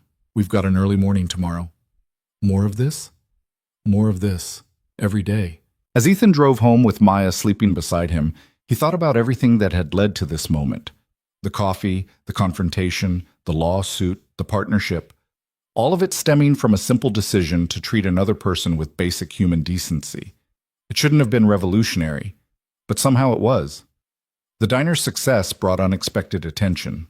Local news ran a story about the opening. Then regional outlets picked it up. Within 2 weeks, there was a feature in a national magazine about the billionaire and the formerly homeless woman who'd built a restaurant empire on the principle of treating people right. Ethan hated the publicity. Every article focused on the drama, Dale's harassment, Nora's secret identity, the lawsuit. They turned a simple story about kindness into some kind of morality play, about class warfare and redemption. But the publicity brought customers. And customers brought money. And money meant they could hire more staff, expand the menu, think about opening a second location. It also brought Dale Kramer to the diner one evening, hat in hand. Ethan was closing up when he saw Dale standing outside, looking like he was gathering courage to enter. After a minute, he did. "We're closed," Ethan said. "I know. I just need a minute." Clock's ticking. Dale looked older than he had 2 months ago. The smugness was gone, replaced by something that looked almost like humility. "I came to apologize." "For what? Harassing Nora or trying to sabotage my business?" "Both. All of it." Dale sat down at the counter uninvited. "I lost my lease. Nora's company didn't renew it. The sporting goods store is closing next month." "And you want me to talk to her?" "No, I mean, yes, but that's not why I'm here." He rubbed his face. "I'm here because I was wrong. About everything. About you, about that woman, about what this neighborhood needed. I thought I was protecting something valuable, but really, I was just protecting my own position." "You were protecting your ego." "Yeah, that too." Dale looked at him. "For what it's worth, I'm sorry. I don't expect forgiveness. I just wanted you to know." Ethan leaned against the counter. Part of him wanted to tell Dale to get out, that his apology was too little too late. But another part remembered what he'd told Maya, that being better meant not becoming the thing you were fighting against. "I'll talk to Nora," he said. "No promises, but I'll ask if she'd consider extending your lease." "Why would you do that?" "Because holding grudges is exhausting, and because I want Maya to see that people can change." "I don't deserve this." "Probably not, but that's not really the point." Dale stood up, started to offer his hand, then thought better of it. "Thank you. After he left, Ethan called Nora. Dale came by. I heard. Security texted me. You have security watching the diner? Of course I do. You think I'm going to let anything happen to our investment? Dale apologized. Good for him. He wants his lease renewed. Silence on the other end. Then, what do you think I should do? I think you should decide what kind of person you want to be. The one who punishes people forever, or the one who gives them a chance to do better. Those aren't mutually exclusive. No. But one feels better than the other. More silence. Then Nora sighed. I'll have my lawyers draw up a new lease. Market rate, no special treatment. If he can't afford it, that's on him. Fair enough. Ethan? Yeah? You're too nice. Someone's going to take advantage of that someday. Maybe. But I'd rather be taken advantage of than turn into someone who can't forgive. After hanging up, Ethan finished closing and headed home. The house was quiet when he got there, Maya already asleep. He checked on her, pulled her blanket up, and stood in her doorway watching her breathe. She looked peaceful. Younger than she seemed during the day when she was busy being tough and cynical and protective of her father. He wanted to keep her that way, protected, safe, sheltered from the worst of what people could be. But he also wanted her to understand that the world was complicated, that people could be cruel and kind, that forgiveness was hard but worthwhile, that doing the right thing didn't always mean winning. The next morning, Nora showed up at the house before Ethan left for the diner. I did it, she said without preamble. Did what? Wrote the letter, to my daughter. She held up an envelope. I've been carrying it around for 2 days trying to decide if I should mail it. What's stopping you? Terror. What if she doesn't want to hear from me? What if her parents think I'm trying to disrupt their family? What if I'm being selfish? What if you're being brave? Nora looked at the envelope. Maya said something yesterday. She asked if I thought my daughter ever wondered about me. And I realized I've been so focused on not hurting her that I never considered she might have questions too. That knowing I thought about her might matter. So send it. What if it's a mistake? Then it's a mistake you can live with. Better than the mistake of never trying. Nora stared at the envelope for another long moment, then pulled out her phone and took a picture of it. Proof that I actually wrote it, so I can't chicken out later. You want me to mail it for you? Would you? Ethan took the envelope. The address was in Minnesota, written in Nora's careful handwriting. I'll drop it off at the post office this morning. Thank you. She looked relieved and terrified in equal measure. I don't know what I'm expecting. She's 10. She might not even read it. She'll read it, and even if she doesn't respond, she'll know. That's what matters. After Nora left, Ethan looked at the envelope. Inside was a letter from a mother to a daughter, 8 years of regret and hope compressed into whatever words Nora had managed to put on paper. He hoped it was enough. At the post office, he stood at the mailbox for a solid minute before dropping it in.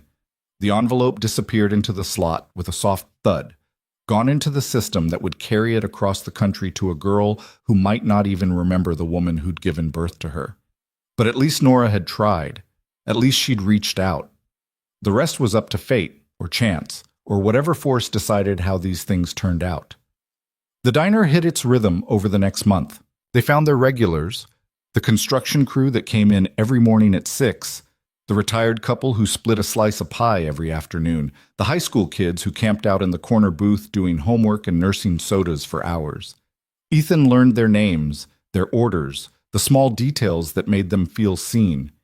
It was what his father had done in his diners, what Ethan had always imagined doing when he started this project. It felt right.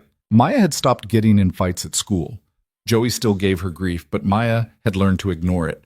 Or maybe she'd just realized that having a successful diner made her less of a target than being the weird kid whose dad tried to help homeless people. Either way, things were better. Nora still came by most days, though less frequently as she got pulled into managing her father's company. She was based in Chicago now, but she kept an apartment in Denton Falls and made the drive whenever she could. How's it feel being a billionaire businesswoman? Ethan asked one afternoon while they were reviewing the books. Exhausting, boring, necessary. She closed the ledger. I'm trying to change how the company operates, make it less about maximizing profit and more about sustainable investment. My father's old partners think I'm insane. Are you? Probably, but I've got controlling interests, so they can't stop me. Must be nice having that kind of power. It's terrifying. Every decision affects hundreds of people. If I screw up, they lose jobs, homes, livelihoods. She looked around the diner. This is easier. I make a bad call here, we lose money, nobody's life falls apart. Just ours. Just ours. And honestly, that feels manageable. 2 weeks later, Nora got a response. She called Ethan from Chicago, her voice shaking. She wrote back, "Your daughter?" Her adoptive mother, actually, said they'd been wondering if I'd ever reach out. Said Emma, that's her name, Emma, had asked about me last year, wanted to know if I thought about her. What'd they tell her? That they didn't know. That adoption meant she had a family who loved her, but it didn't erase where she came from. Nora's voice cracked. They want to set up a video call. Let Emma meet me, see if she's interested in contact. That's good, right? It's terrifying. What if she hates me? What if she asks why I gave her up and I don't have a good answer? You have an answer. You were in a bad place and you did what you thought was best for her. That sounds like a cop-out. It sounds like the truth. The video call was scheduled for the following Saturday. Nora asked Ethan and Maya to be there with her for moral support. They met at Nora's apartment in Denton Falls.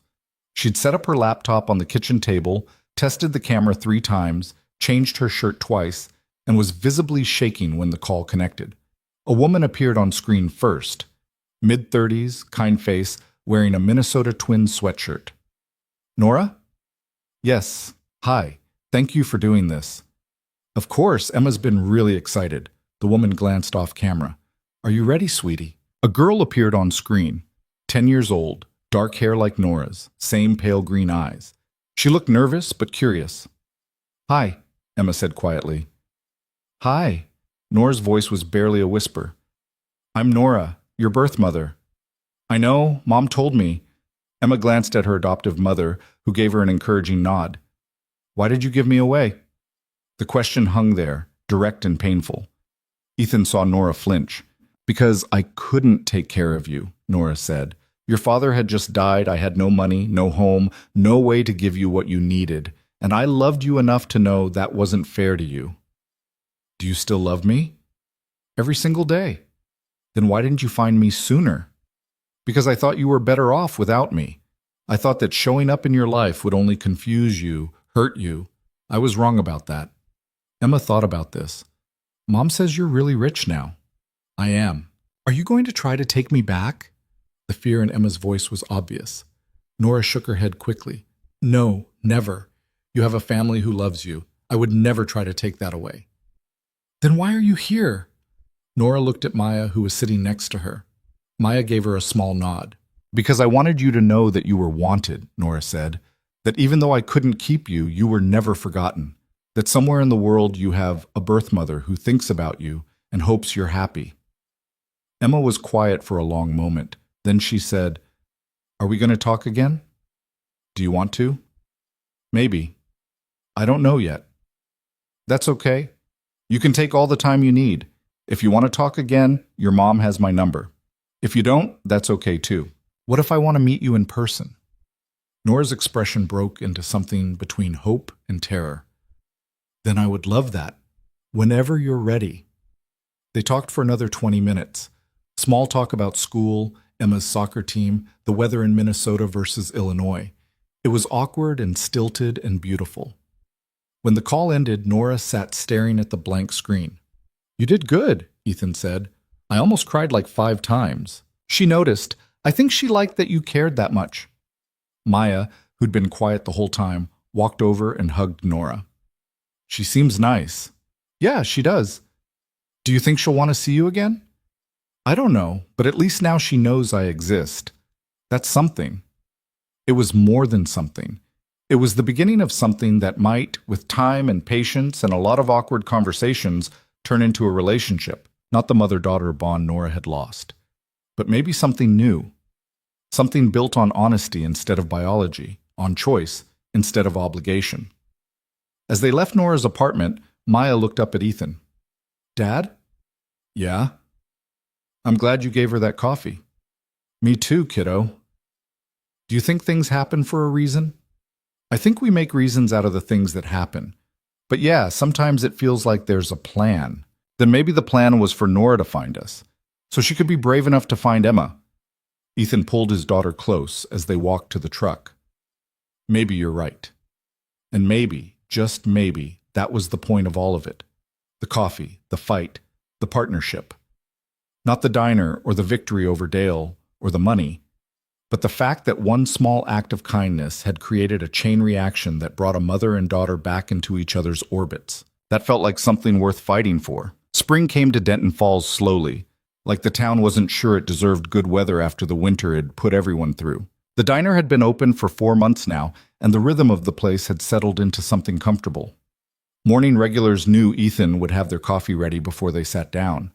The lunch crowd trusted that the soup would be homemade and the portions would be generous. Evening families came because their kids felt welcome and the noise didn't bother anyone. It wasn't fancy. It wasn't revolutionary. It was just a place where people felt like they mattered. Ethan was wiping down the counter one Tuesday morning when Dale Kramer walked in. He'd been coming in once a week since his store closed, always ordering the same thing, black coffee and a slice of toast. He never stayed long, never made conversation beyond the necessary pleasantries. Today, he sat down and looked uncomfortable. "Need to talk to you about something," Dale said. Ethan poured his coffee. "Listening. I'm leaving Denton Falls, took a job managing a sporting goods chain downstate. Corporate gig, decent pay, nothing special." "Congratulations. Don't patronize me, we both know I'm running away." Ethan set the coffee pot down. "Why tell me? Because I need to say something before I go. And if I don't do it now, I never will." Dale wrapped his hands around the coffee cup. "You were right. About everything. I spent years thinking this town belonged to me and people like me. That we got to decide who was worthy of being here. And when you showed up treating some homeless woman like a human being, it threatened that whole world view. I didn't do anything special. That's what made it worse. You just acted decent, and it highlighted how shitty the rest of us were being." He took a sip of coffee. "I've been thinking a lot about that morning you told me to fuck off. You looked at me like I was nothing, like my opinion, my position, my connections. None of it mattered because I'd failed the one test that actually counted. Which was treating people right when nobody's keeping score." Ethan leaned against the counter. Outside, the street was waking up. A mother walking her kid to school, a jogger with headphones, a delivery truck making its rounds. Normal life, the kind that happened whether you paid attention or not. "You didn't fail forever," Ethan said. "You failed once. Then you apologized and did better. That counts for something." "Does it?" "Because I still lost everything." "You lost a lease and some pride. That's not everything." Dale laughed, but it was hollow. "Easy for you to say. You've got this place, a partner who's worth billions, a daughter who thinks you hung the moon. What I get? A corporate job and a reminder that I'm replaceable. So make yourself irreplaceable. Be the guy who treats his employees decent, who fights for fair wages and honest business practices. Use what you learned here." "You really believe people can change that much?" "I think people change when they decide the cost of staying the same is too high." Ethan refilled Dale's coffee. "You came in here every week knowing everyone saw you as the guy who lost. You could have slunk away, disappeared, started over somewhere nobody knew your history. Instead, you showed up. That takes guts. Or stupidity. Maybe both. But I'll take someone who's brave and stupid over someone who's smart and cruel any day." Dale finished his coffee in silence, then stood up and put money on the counter. "For what it's worth, I hope this place lasts. It's better than anything I would have built." He left without looking back, and Ethan watched him go with the strange satisfaction of knowing that some battles didn't need winners and losers, just people figuring out how to live with what they'd done. Nora called that afternoon while Ethan was prepping for the dinner rush. "Emma wants to visit." He nearly dropped the knife he was holding. "Visit here?" "Her parents are okay with it. They're planning a trip through Chicago in June, thought they'd swing by Denton Falls for a day. Let Emma see where I've been spending my time." "How do you feel about that?" "Terrified, excited, convinced I'm going to screw it up somehow." A pause. "Will you be there?" "I know that's asking a lot, but I think I need backup in case I freeze up or say something stupid." "Of course. Maya will want to meet her too." "Is that weird, having them meet?" "I don't think so. They're both smart kids who've had to deal with complicated family stuff. They'll probably get along fine." Nora was quiet for a moment. "Thank you for everything. I know I say that a lot, but I mean it. None of this happens without you handing me that first cup of coffee." Pretty sure you would have survived without my coffee. Survived, yeah. But I wouldn't be here. Wouldn't have the courage to face my daughter or run my father's company or believe that I was worth more than the worst things that happened to me. Ethan didn't know what to say to that. The weight of being someone's turning point was heavier than he'd expected. You did the work, Nora. I just showed up at the right time. Maybe, but showing up matters. After hanging up, Ethan thought about that phrase. Showing up matters. It sounded simple, almost trite. The kind of thing people put on motivational posters next to pictures of sunrises. But it was true. He'd shown up with coffee. Nora had shown up to her daughter's life. Dale had shown up to apologize. Maya showed up every day choosing kindness, even when it would have been easier to be cruel.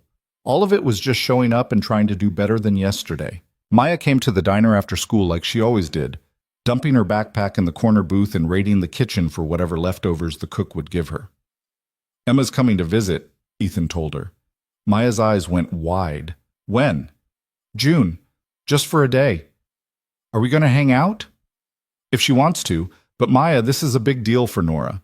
Emma might be nervous or overwhelmed or not want to talk much. We need to give her space. I know. I'm not going to be weird about it. She paused. What if she doesn't like Nora? Then that's something they'll have to work through. But I think she will. Nora's trying really hard to do this right. Good. She deserves something good. Out of the mouths of children. Again. The weeks leading up to Emma's visit felt like watching someone prepare for the most important job interview of their life. Nora repainted her apartment, bought new furniture, practiced conversations with Ethan about topics 10-year-olds might care about. She was a mess of nervous energy that would have been funny if it wasn't so clearly rooted in fear of rejection. The day they arrived, Nora met them at the diner. Emma's adoptive parents were exactly as they'd seemed on the video call. Warm, grounded people who clearly loved their daughter and wanted what was best for her. They introduced themselves as Karen and Tom, shook hands with Ethan, and then stepped back to let Emma and Nora have their moment. Emma looked different in person, taller than she'd seemed on screen, more sure of herself. She walked right up to Nora and studied her face like she was memorizing it. You look like the pictures, Emma said. What pictures? Mom found some old ones online from when you worked in Chicago. You had shorter hair. Yeah, that was a long time ago. Emma nodded, still studying her. Do I look like you? A little.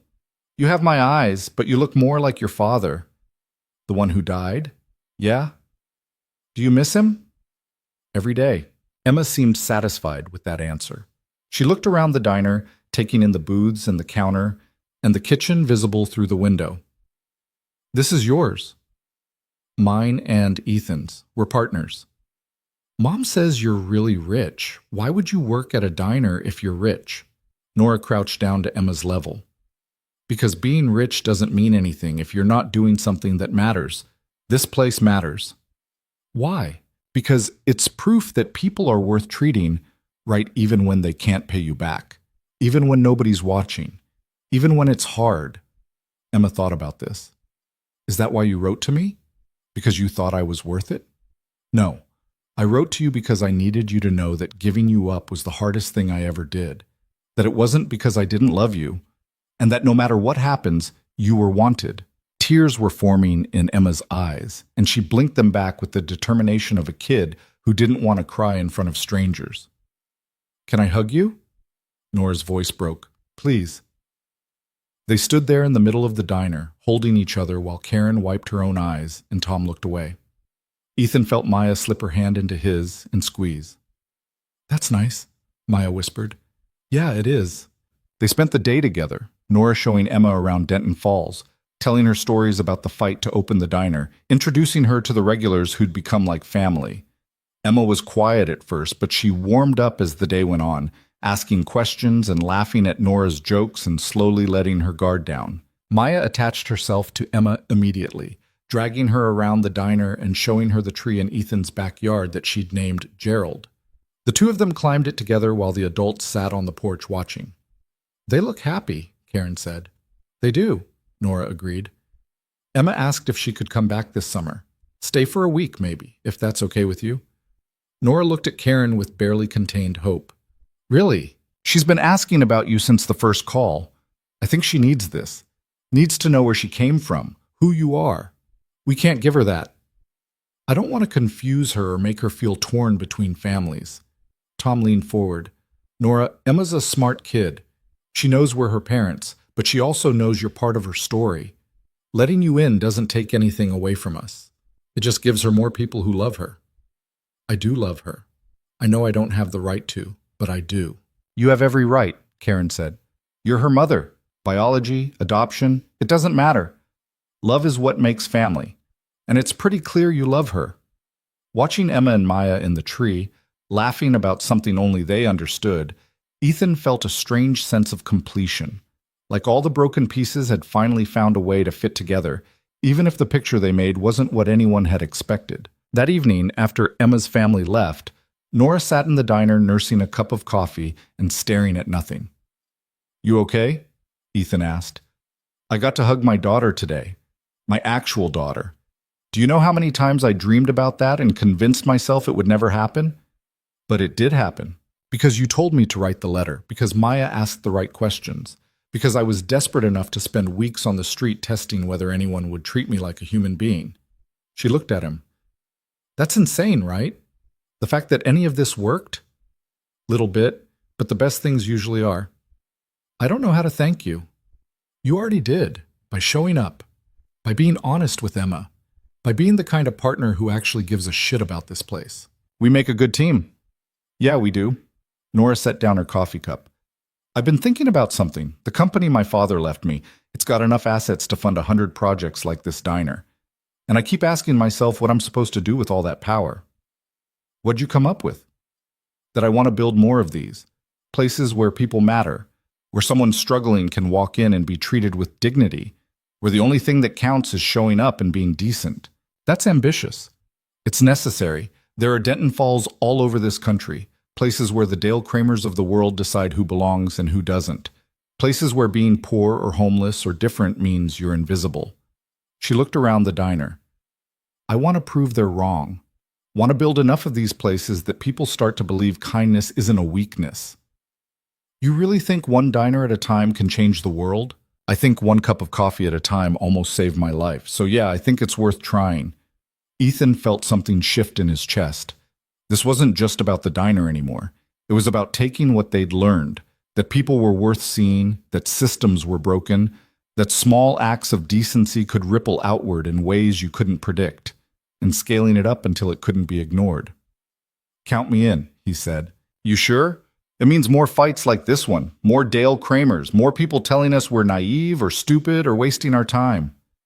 Yeah, well, I've gotten pretty good at telling people to fuck off, Nora laughed. That you have. They shook on it right there in the empty diner, two people who'd started as strangers and become something closer to family. Partners in the truest sense, not because they needed each other, but because they'd chosen each other. The summer brought changes. Emma visited for a week in July, and Maya appointed herself tour guide/best friend. They were inseparable, climbing Gerald, helping at the diner, staging elaborate games in the backyard that involved intricate rules only they understood. Watching them together, Ethan saw Maya bloom in ways she hadn't before. She'd always been mature for her age, but with Emma around, she got to just be a kid. Nora watched it all with the careful attention of someone who didn't quite trust that good things wouldn't disappear. But as the week went on, she relaxed. Let herself believe that maybe this was real, that maybe Emma wanting to know her wasn't a fluke. On Emma's last night, the four of them sat on Ethan's porch eating ice cream and watching fireflies. Can I come back for Christmas? Emma asked. Nora looked at Karen and Tom, who nodded. If your parents are okay with it, I'd love that. And Maya can come visit us too, right? She's never seen real snow. Maya's eyes lit up. Can I, Dad? We'll figure something out. Emma leaned against Nora's shoulder, comfortable in a way that would have seemed impossible 6 months ago. I'm glad you wrote to me. Me too, sweetheart.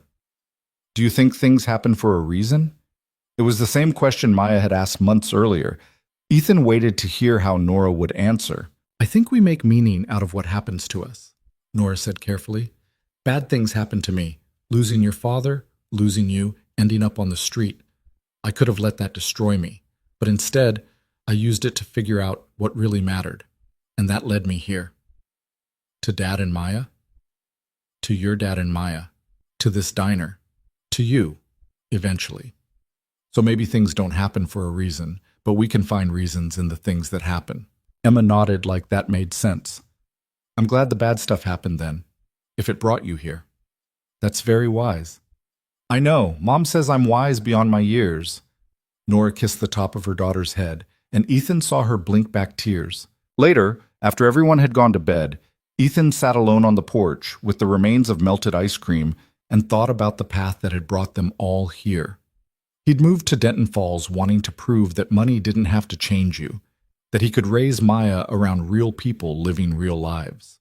He'd found that, but he'd also found something else, proof that the smallest gestures could matter in ways you couldn't predict, that seeing someone, really seeing them, was an act of defiance against a world that wanted to sort people into categories of worthy and unworthy. He'd given Nora coffee. She'd given him purpose. Together they'd built something that mattered. It wasn't perfect. The diner still had slow days and difficult customers. Maya still dealt with jerks at school. Nora still had nights where the weight of her father's company and the years she'd lost with Emma felt crushing. But they showed up anyway, every day, trying to do better than yesterday. By fall, they'd started planning the second location, a diner in a struggling neighborhood 2 hours south. Same concept, same values. Nora found the building, Ethan designed the space, and they hired a manager who understood that the point wasn't just serving food, it was creating a place where people mattered. The Denton Falls Diner had become a fixture in the community. Even the people who'd opposed it initially had come around, grudgingly admitting that maybe it wasn't so bad having a place that welcomed everyone. Officer Ramirez stopped by one morning with his daughter. "Heard you're opening another one," he said. "News travels. You know what you're doing is changing things, right? Not just here, but the whole way people think about what community means." "We're just running a diner." "You're doing a lot more than that. You're proving that treating people right isn't charity or naivety. It's just good business." After he left, Ethan thought about that. Good business. Maybe that was the key, not framing decency as altruism, but as the baseline for how society should function. You didn't get points for treating people like humans.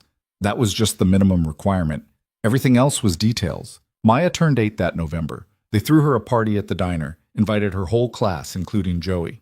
Nora brought Emma down for the weekend as a surprise, and the look on Maya's face when she walked in was worth every difficult moment of the past year. Joey's mother came too, looking uncomfortable but determined. She pulled Ethan aside while the kids were destroying a piñata. "I owe you an apology," she said. "For what?" "For being part of the problem. For talking shit about you and that homeless woman. For teaching my daughter that being different was something to mock. Joey seems better now. Because you didn't hold grudges. You let her come to this party even after all the crap she put Maya through. That taught her more about decency than anything I ever said." Ethan watched the kids running around, hopped up on sugar and chaos. "Kids learn by watching. We show them how to treat people, and they copy it. Good or bad." "Then I'm glad Maya had you to watch. And I'm sorry she had Joey watching me. It wasn't a grand reconciliation. It was just an acknowledgement that people could do better when they realized the cost of doing worse. Small progress, but progress nonetheless." That night, after everyone had gone home and the diner was quiet, Ethan sat with Nora and Maya eating leftover birthday cake. "Best birthday ever," Maya said through a mouthful of frosting. "Better than the year we went to Disney?" Ethan asked. "Way better. Emma was here," Nora smiled. "She told me to tell you happy birthday again, and that she's already planning your next one." "Is she coming for Christmas?" "That's the plan." Maya grinned, then looked at her father. "Dad?" "Yeah? I'm glad we came here, even though it was hard sometimes." "Me too, kiddo." "Do you think Mom would be proud of us?" The question caught him off guard. They didn't talk about Maya's mother much. She'd left and never looked back, sent money but no calls, existed as a ghost in their lives. "I don't know," Ethan said honestly, "but I'm proud of us." "That's enough." "Yeah, it is." Winter settled over Denton Falls with the quiet certainty of a season that knew its place. The diner stayed busy through the cold months, becoming the kind of place people went not just for food, but for warmth. The coffee was always hot, the conversation always welcome, the doors always open. Nora split her time between Chicago and Denton Falls, managing her father's company while building the infrastructure for more diners. She'd hired people who understood the mission, not maximizing profit, but maximizing impact. It was a harder sell to investors, but she had enough power that their objections didn't matter. Emma came for Christmas like she'd promised, and for 2 weeks the house was chaos and laughter, and the particular joy that came from family that had chosen to be family. Nora rented the apartment above the diner permanently, turning it into a space where Emma could visit whenever she wanted. On Christmas morning, they all gathered at Ethan's house. The tree was slightly crooked, the decorations a mix of expensive and handmade, the presents wrapped in newspaper because someone had forgotten to buy wrapping paper. It was perfect. Emma gave Nora a bracelet she'd made herself, beads spelling out Mom Number 2 in alternating colors. "So you don't forget," Emma said. Nora put it on and didn't take it off for the next 6 months. Maya gave Ethan a drawing of the diner with all of them standing in front, him and Maya and Nora and Emma, stick figures holding hands under a sky full of stars. "For the office," Maya said. "So you remember why we did this?" Ethan hung it on the wall where he'd see it every day. They spent the afternoon at the diner serving free meals to anyone who walked in. It was Nora's idea, Christmas dinner for the community, no questions asked, no payment required. Just food and warmth and the reminder that everyone deserved a place to belong. The crowd was bigger than they'd expected. Families who couldn't afford a big meal. People who had nowhere else to go. The regulars who'd become friends.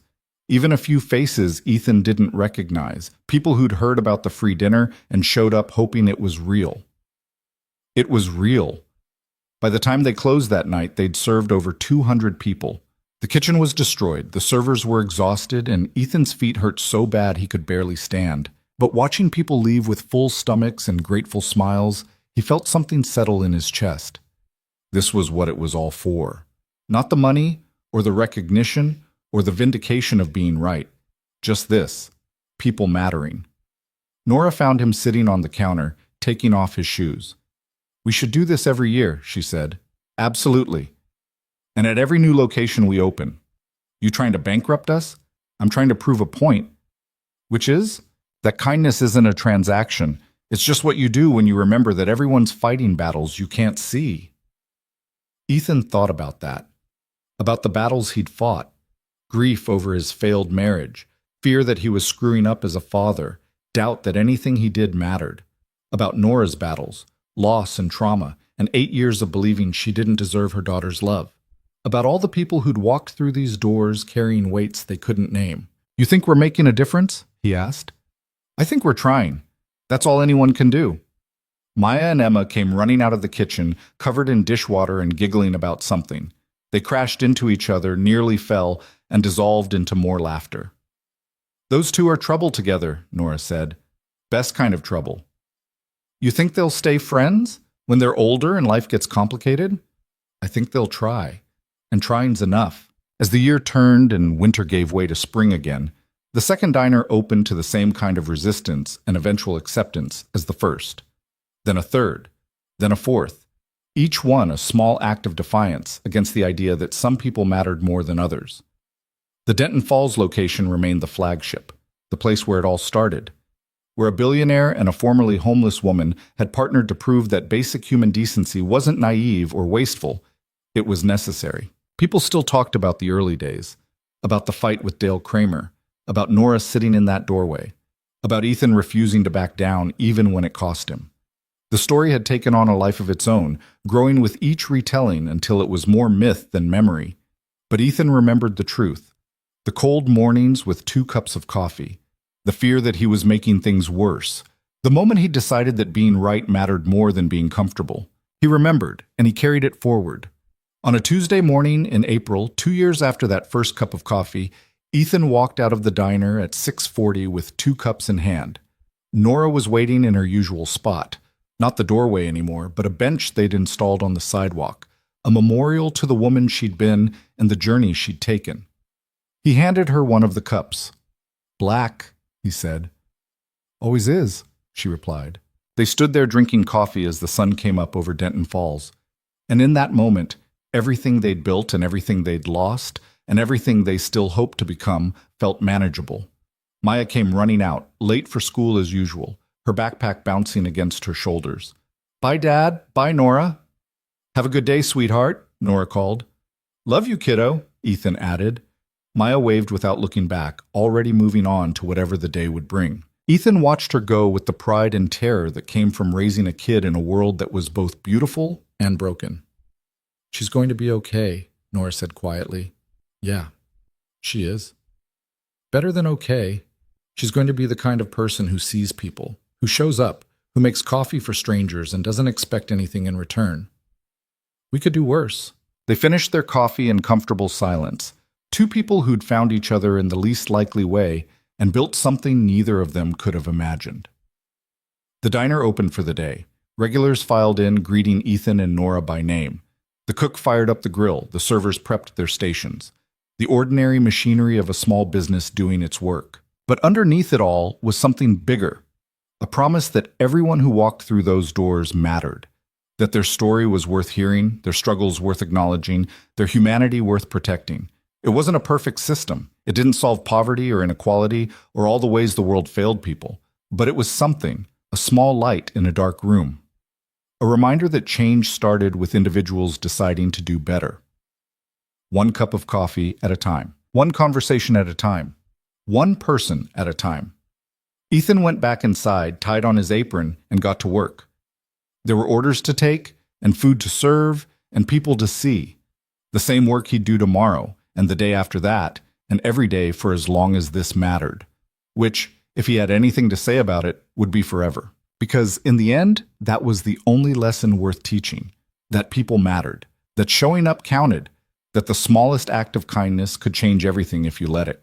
The rest was just details. And as the morning rush started and the diner filled with noise and life and the beautiful chaos of people being people, Ethan looked around at what they'd built and thought about the woman who'd sat in a doorway testing the world to see if anyone would notice her. She'd found someone who did, and that had made all the difference.